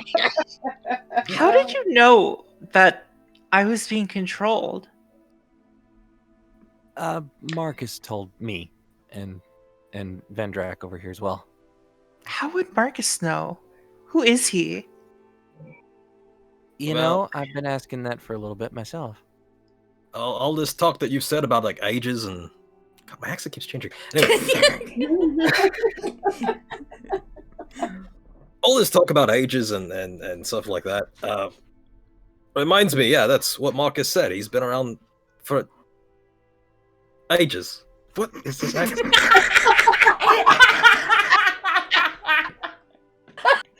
It's Dwarven, obviously. It keeps changing. Yep. I'll I think someone's I I think Only someone's next lost the week fucking when plot. I will I know, be it's- voicing Vendrak. Oh, great, now Joey Wheeler's here. Yeah, it's me, Vendrak. Vendrak Stoonblood. Is this voice from Mara better? Do you prefer this kind of voice? The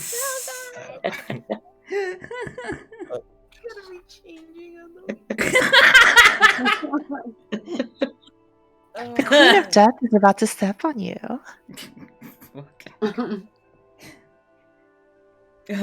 Anyway. Tears in my eyes. You're not the only one. I can't wait to meet the rest of the Stonbloods. Oh god, I was actually like leaning on the floor.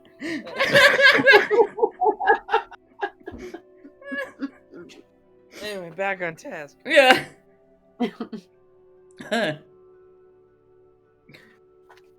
Must be the alcohol has gotten to me.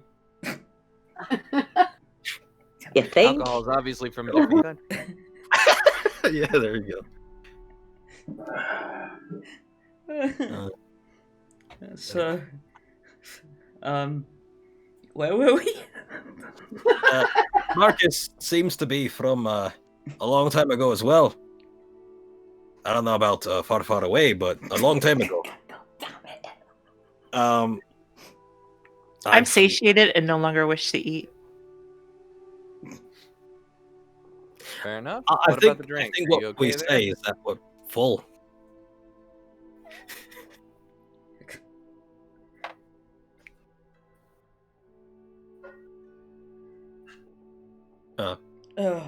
So, at which point,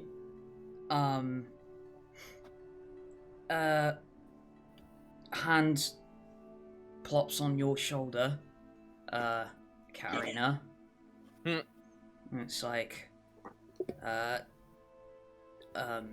look just to the side, and it's like, oh shit, speak of the devil. And this Marcus standing there. Oh, Hello, Marcus.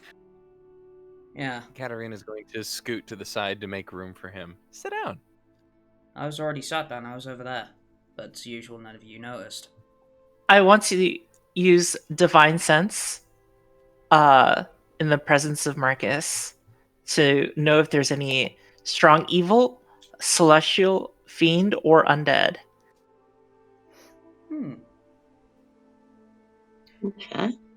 You get not a full aura of it. You get a hint of celestial. But it seems to be buried.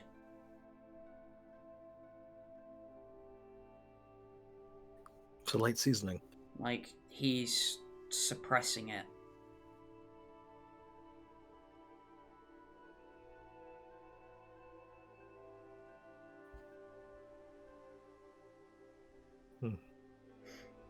But nevertheless, he steps forward and he says, so, like I said, you probably wouldn't believe me if I told you who I was.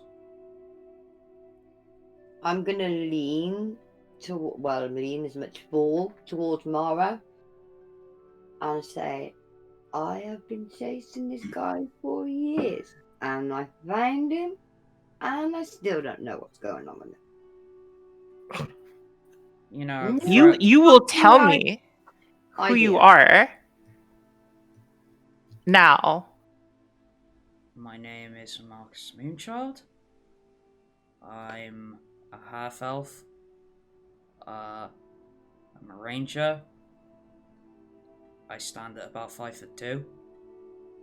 And how did you know I was being controlled by that necklace? Wait. 5'2"? Yeah, he's a short ass.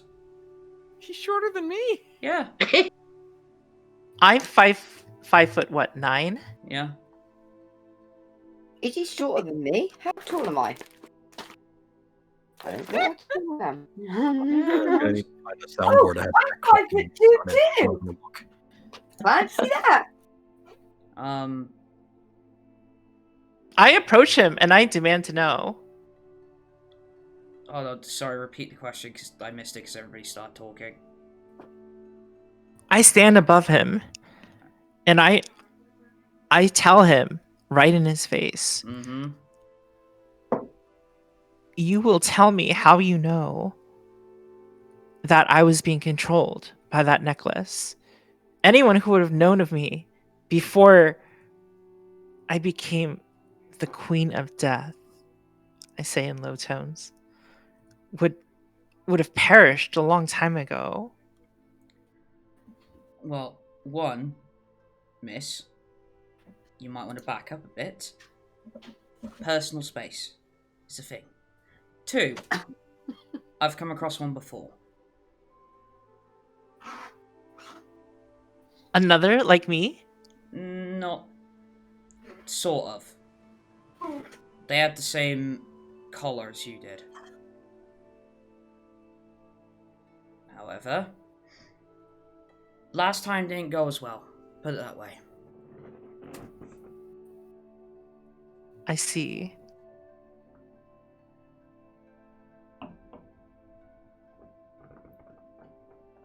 I'll back away.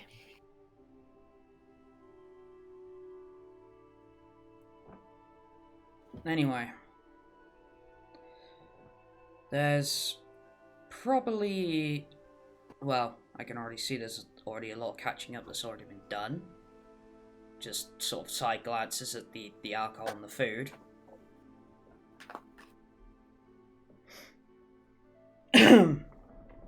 But, he continues with, but as for right now, all that you really need to know about me is that I am also on your side. And what brings you here now? I suppose it's not because you wish to join us in this eating and drinking.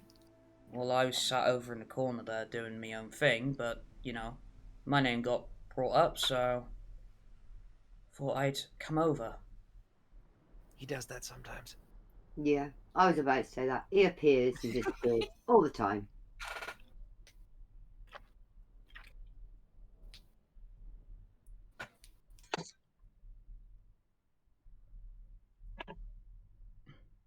And whose name must we call to dismiss you, Mr. Marcus?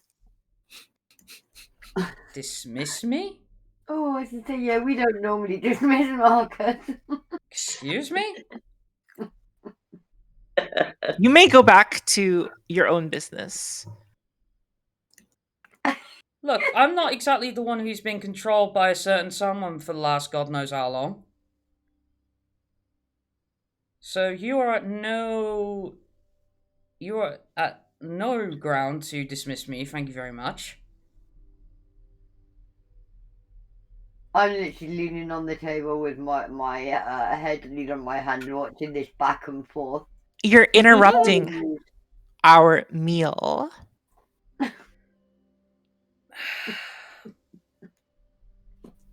Okay, fine. I don't exactly want to deal with this right now. So, I'll leave you to it.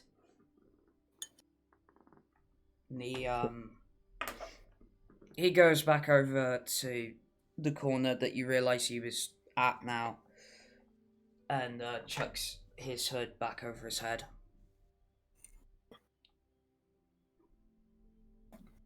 Is he pouting? And I make a perception check or insight. I'm just gonna sit down and stare at him.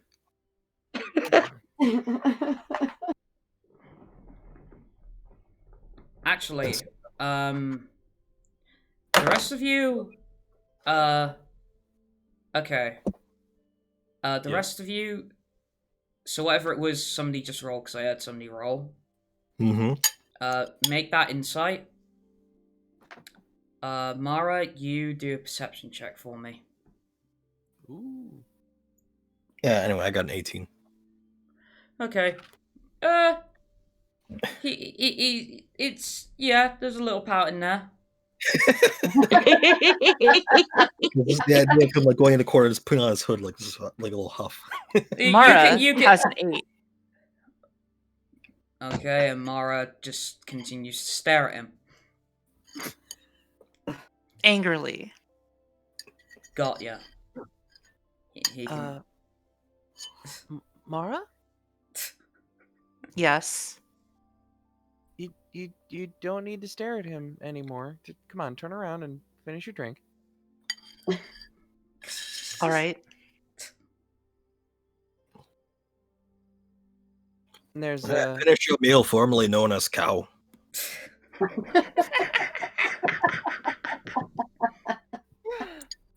What is your beef with her?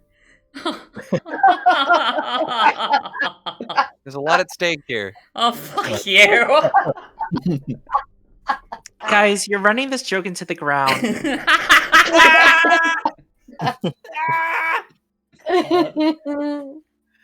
She's been initiated. We're good.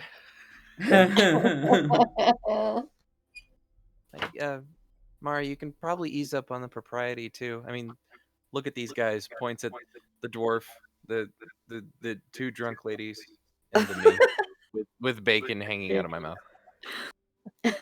I don't know what you're talking about. There's zero propriety here. Exactly. So you don't have to do it as much. You can be a little more on the casual side.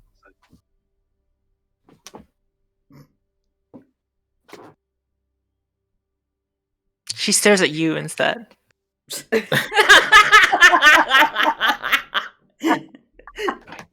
And Katterina is going to put her hand on the bottom of your drinking stein and just kind of raise it up. Raise it up. And she's going to continue drinking her water.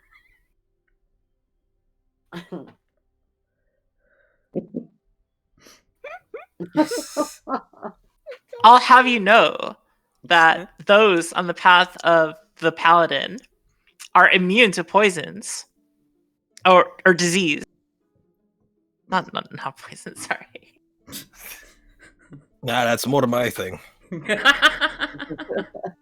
And another reason for Vendrak to be pissed off that there's someone else immune to it. I'm not immune to poison. Sorry, I'm immune to disease. I misread it. Okay. That's why I feel so funny right now.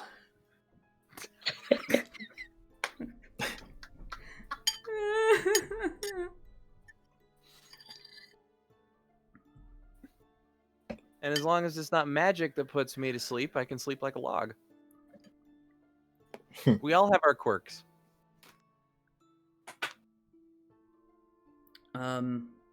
You said to me about the size of the lock and barrel. Did you not say loads of soldiers came in here?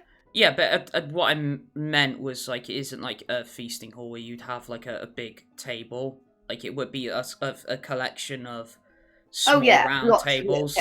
Yeah,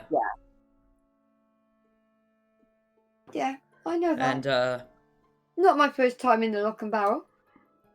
Clearly. Yeah. You hear a coin toss onto the bar, and you can see Marcus making his exit from the lock and barrel. Have a good night, Marcus. Looks back over his shoulder. You too. Steps outside. Is he always like this? Pretty much. What, leaving? Or as in, like, comes and goes.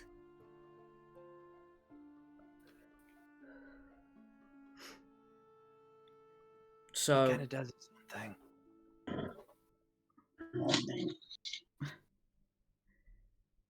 What's going on with Vulen?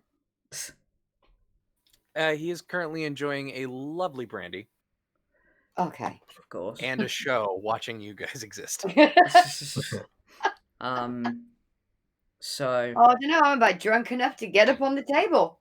Not that kind of show. not to mention wrong kind of stream.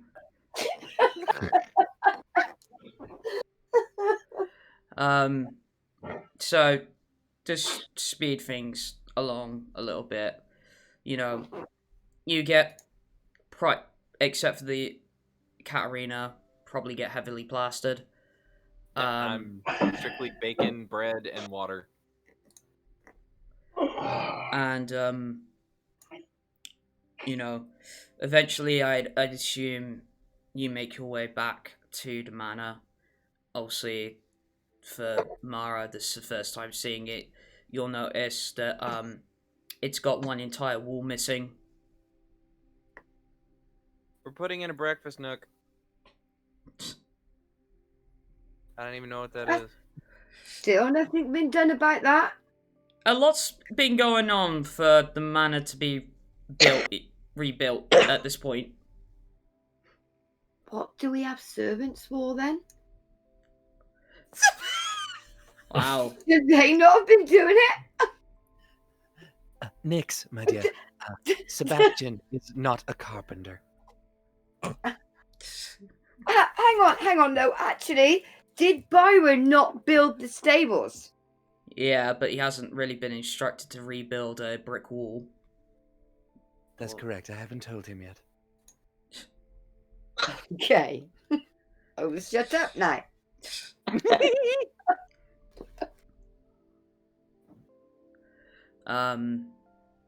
But yeah, you know, you get inside, you know, and obviously, Sebastian, Lucy, Heather, and obviously, Alicia, obviously there. And it's, by the time, like, you get back there, it's probably about maybe late afternoon, I'd say. Refresh my memory. Where is the baby? That's Alicia. Oh, is that what we called her? Yeah. Yeah. Alicia or Alyssa? Alicia. Alicia. Okay. No. I use my awareness to divine sense to detect presence of strong evil to know the location of any celestial fiend or undead within 60 feet.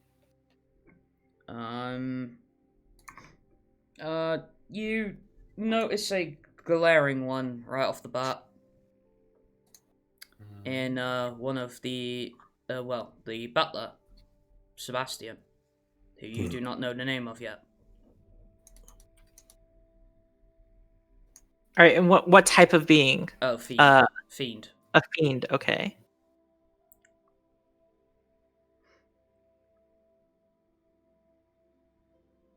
And you know, Lucius seems to have had a long night again.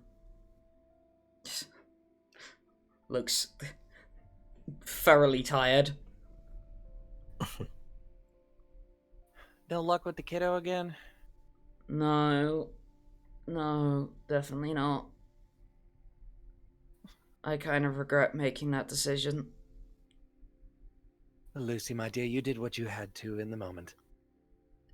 Yeah, sure.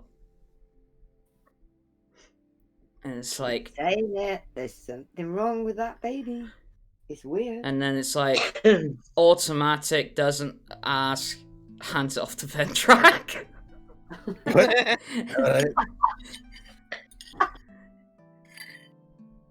I say, Vendrak, you're earning your keep in this respect. I guess so.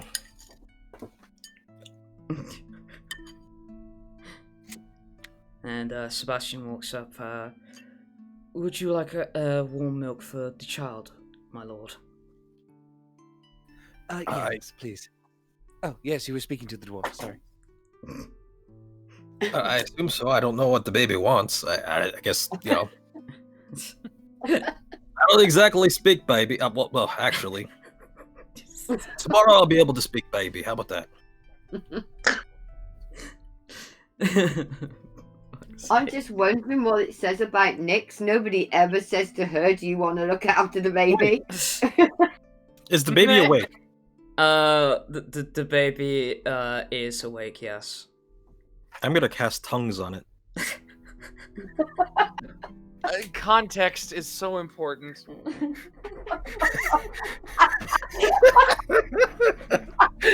No. First, I have to touch the baby. No, God.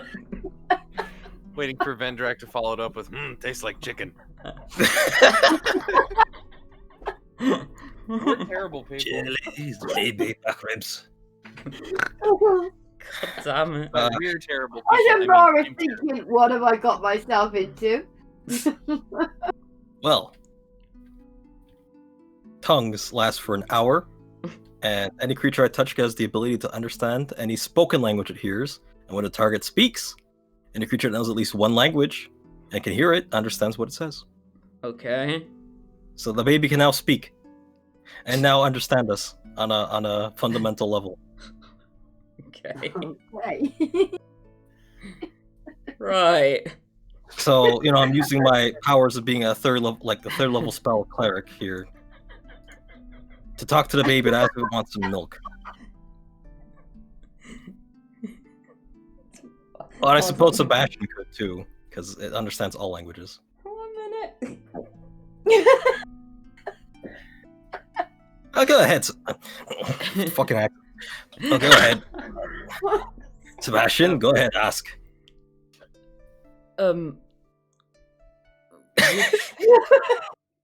It's like the first time like you've legitimately seen him lose his composure. Would you like some milk, Miss Alicia? Yes. Oh, she speaks owlbear. I was gonna say she sounds like a parrot. Well, actually, technically, Nessa would understand her as well. Anyone who understands any language could understand what she said. So I don't know if Bill and Ben, I don't know if they understand any languages, but if they do, then they understand this baby. At least for the next hour. There is a word. Hang on. Bill's the toad. Yes. Yeah. Yeah. The 15-foot tall toad. Yeah. He would, because he's spoken in. I don't remember who it was. In their head. It was Lucy? It was Lucy. I thought it was Byron. No, Lucy. He went and got Lucy, didn't he? Yeah, but I think it was Byron that spoke to him, because Byron had speak of animals. Oh yeah. Yeah. Oh, did it? I don't remember Byron being there. The perfect spell for a stable hand, by the way. Yeah. Yeah. So he's like, Sebastian nods and like goes off towards the kitchen. There's a very proud dwarf Just- holding a baby.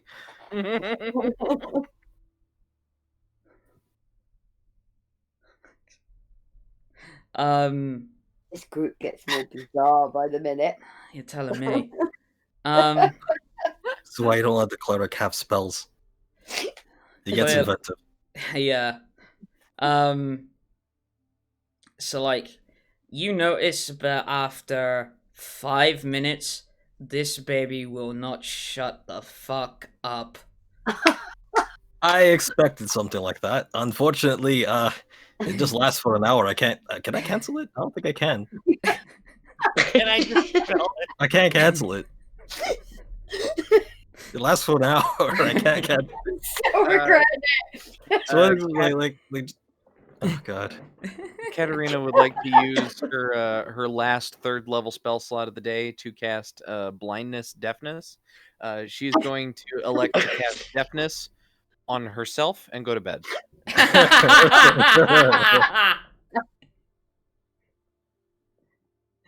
Just kind of like, nope, I'm good. Morrow's a pleasure meeting you. Please get some rest. We'll talk more in the morning. Yeah, well, not to worry. I cast dominate person. No, I'm kidding. On who? I was gonna say on the baby. Oh, this poor child. I'd Is imagine someone that's in need of some luster restoration? I hear that someone's deafened. God. No, I didn't hear anything. So, All right. I mean, I could use the spell magic. I can just use spell magic. I'm imagining the baby was yelling repeatedly about like one thing over and over again. yeah, pretty much. Stuff like food, food, food, poop, poop, poop, sleep. all the baby things. Vulen is having a silent conniption about the wanton use of spell slots. Why would you use such magic to communicate with an infant? You could just put cotton in your ears, Katterina. I mean, how many times did he use message? or whatever. The weekend. He used like 4th level or 5th level freaking sending. To send a message Yeah. about an undead horde of zombies. This likes. Like, hey, Bobby, Yeah. there's a whole bunch of dead things coming to Dulda.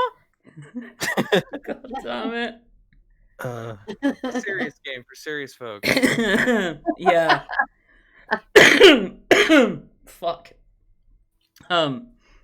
So, day turns, into night, and everybody's, would have had a long rest mechanically. So I get tones back. Yes, you do. And never wish to use it again. Unfortunately.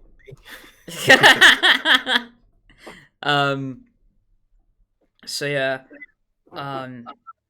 Like the funny thing is, Mara, like, obviously you're not sort of situated in this manner, so I'd imagine like you would have crashed out on one of the sofas, like in the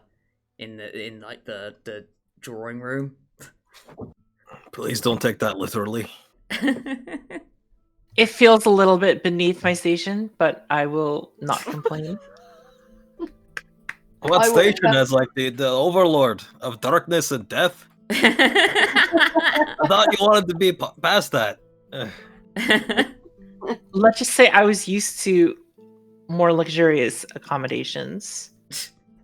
Don't tell me we got a 10,000-year-old princess on our hands. I was a queen. Thank you very much. The perfect kind of pedantry.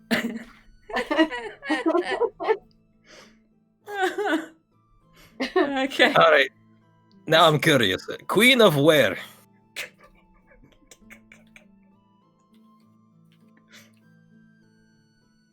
It's this domain called death. Well, we've established that, and we've established you no longer allowed to be a part of it. Well,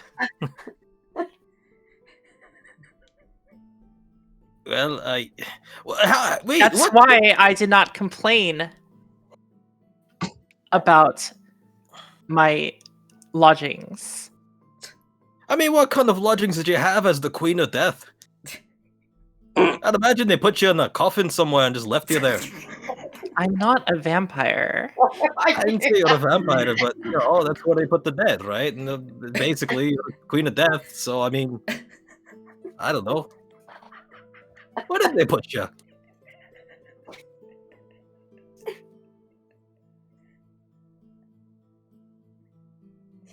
My chambers had a normal bed. Ah. I didn't particularly use it ever, but there was a bed. Well, if we ever go over to that castle, we can take it back and bring it over here. Get every night shut-eye that you want, using that bed. Until then, though, unfortunately, we're just gonna have to make do. At least until we get new lodgings. I mean, if you've noticed, if you look to your right, there's a hole where a wall should be. That hasn't quite been fixed yet. There was a wall here, but it's gone now. The man did look better once. When we first got it. We come in and this is what it looks like now. Aye, you might have known about it. The big bony dragon. I don't know if you ever worked with that. That was another of Cobb's pets.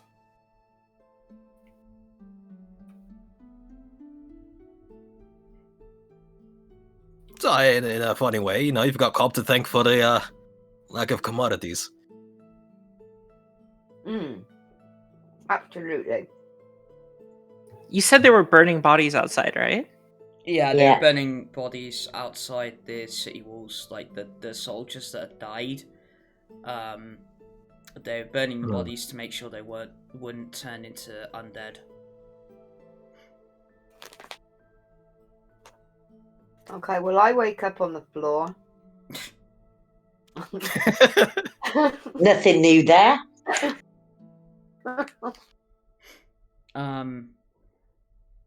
Nursing my head, I'm going to disappear into my cloak of elvenkind. Rangers wake up on the floor. Rangers wake up on Oh my god. the floor. I'm out.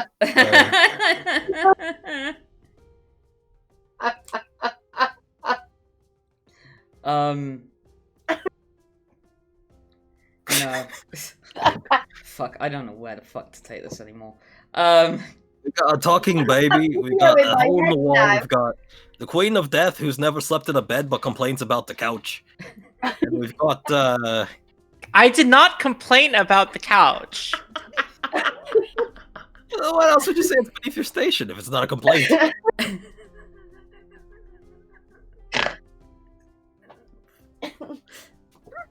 Fuck. I was merely saying intrigued I was of what accustomed actually happened. to a different sort of lodging than this one. As far as I can tell, you never even slept. I don't know. Whatever. It doesn't matter. I was just waiting anyway. for Vendrak to go down the list there. As in, we have a this and we have a this. A list of what? Because you went, we have some new complaints about the not sleeping in a bed when she slept on the couch. I was waiting for the rest of us to see what the description was. I don't know. But it was just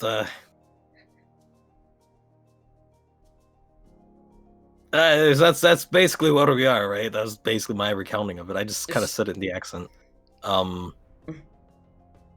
Yeah, we had talking babies, hole in the wall, couch sleeping, floor sleeping, and burning bodies. That's where we're at. I don't know where to go from there. And What was Nevaeh doing? I'm just enjoying the conversation. Okay. I'm actually and then- this is what we could go on about is like what the other characters. And then you hear from behind you, Vendrak. And we certainly have a lot more bollocks to cover before this is all over.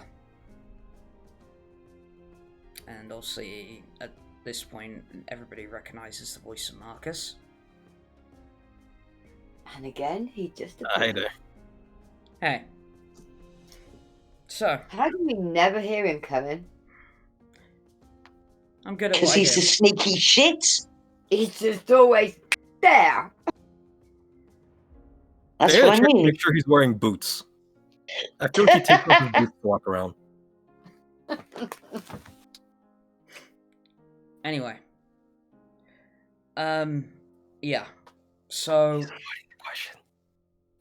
yeah, I am. Can you tell? Anyway. Yeah. We have something to cover.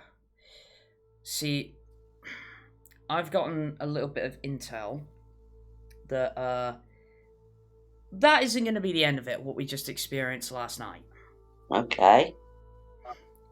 And if it's anything like what I've experienced before, it's going to be bigger. Now, Doldorn Army and with everybody else combined only barely held it off. We're going to need help. And so, we're basically going to send you lot to get that help. And, Okay. well, I figured one place to start is, in fact, somewhere you have history with, Vendrak. Yeah. Cindercliff. Yeah. Okay. I that name. Cindercliff. I have no idea now anymore. It's been a whole big nightmare. I mean, I'm sure you know enough, Marcus, but Oh yes, I know. But Cindercliffs are well known for their army, and we're gonna need it. Not to mention all the Stoneblood clans as well. We're gonna need virtually everybody. So we'll be sending you a couple other places as well. But I think Cindercliff is as good a place as any to start. Okay. So, Which ones are the ones that don't get on with Vendrak? Cindercliffs. Thought it was. I will assist in whatever manner I can. Any Good. allies to fight against Lord Cobb are welcome.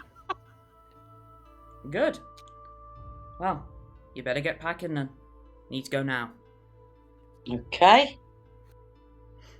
And that's where we'll stop for tonight. Mhm. Okay. Point of order, Yeah. Katterina is like all bushy haired in the morning. She goes, "All right, I'll get my stuff." She turns around. It's less than 10 seconds. She comes back with a bag. Okay, let's go. I'll grab my stuff. First time Oh I've God, played no! a tabletop role-playing game in like years. Well, we hope you didn't get annoyed too much. It was great. I had a ton of fun. I hope my character isn't like too. It's just the right level of snooty. Your character reminds me exactly of Thor from the first movie. Oh Yeah. God! Yeah, basically. I haven't actually seen that movie. There's some stuff you might like pick up on if you ever solo clips. Like, I think the one time he drinks something in the human world, he's like, "This is wonderful." He smashed a glass on the ground. They demand another. I've seen that Yeah. Cup of coffee at a coffee shop. It was a big Yeah. glass mug. Another. That's well worth watching. Yes, Mara is really cool. I'm glad you like the character. I told Gothy I wanted to play a paladin, and I told him that I kind of wanted to play like kind of an edgy kind of paladin, and then Gothy was like, "Well, I'm having an undead horde attack, so here's what we could do," and then we kind of came up with this idea together. Mhm. Although I have to say that Oh, here we if fucking go. I was controlling the character, I would have killed you all. I would have like no mercy, just destroyed all of you. Well, in the literal and the like in the meta and the philosophical of it, you weren't. Yeah. Okay. So, I guess we'll never know. Anyway, with that being said, obviously I hope everybody watching enjoyed tonight's tonight's episode. Obviously we're on every Sunday, 9 PM GMT, 4 PM EST, 1 PM PST.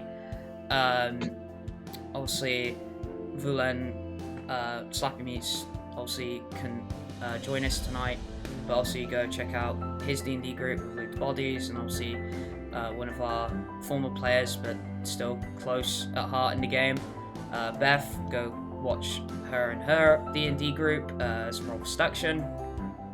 They're on during the week. I forget what days. But yeah, I hope everybody had fun tonight. If you haven't already, please do join the Discord. Press the Facebook button below, or if you're watching the VOD on YouTube, there's a link in the description. But yeah, with that said, I guess we'll be on our way. And we'll see all you guys next time. Peace! Bye, folks. Gothy, thank you for DMing, and thank you for inviting me to play with you guys. And I hope I did well for my first time playing D&D 5th edition. Yeah, you're great. So, but yeah. Sure. See you guys. Nothing to judge.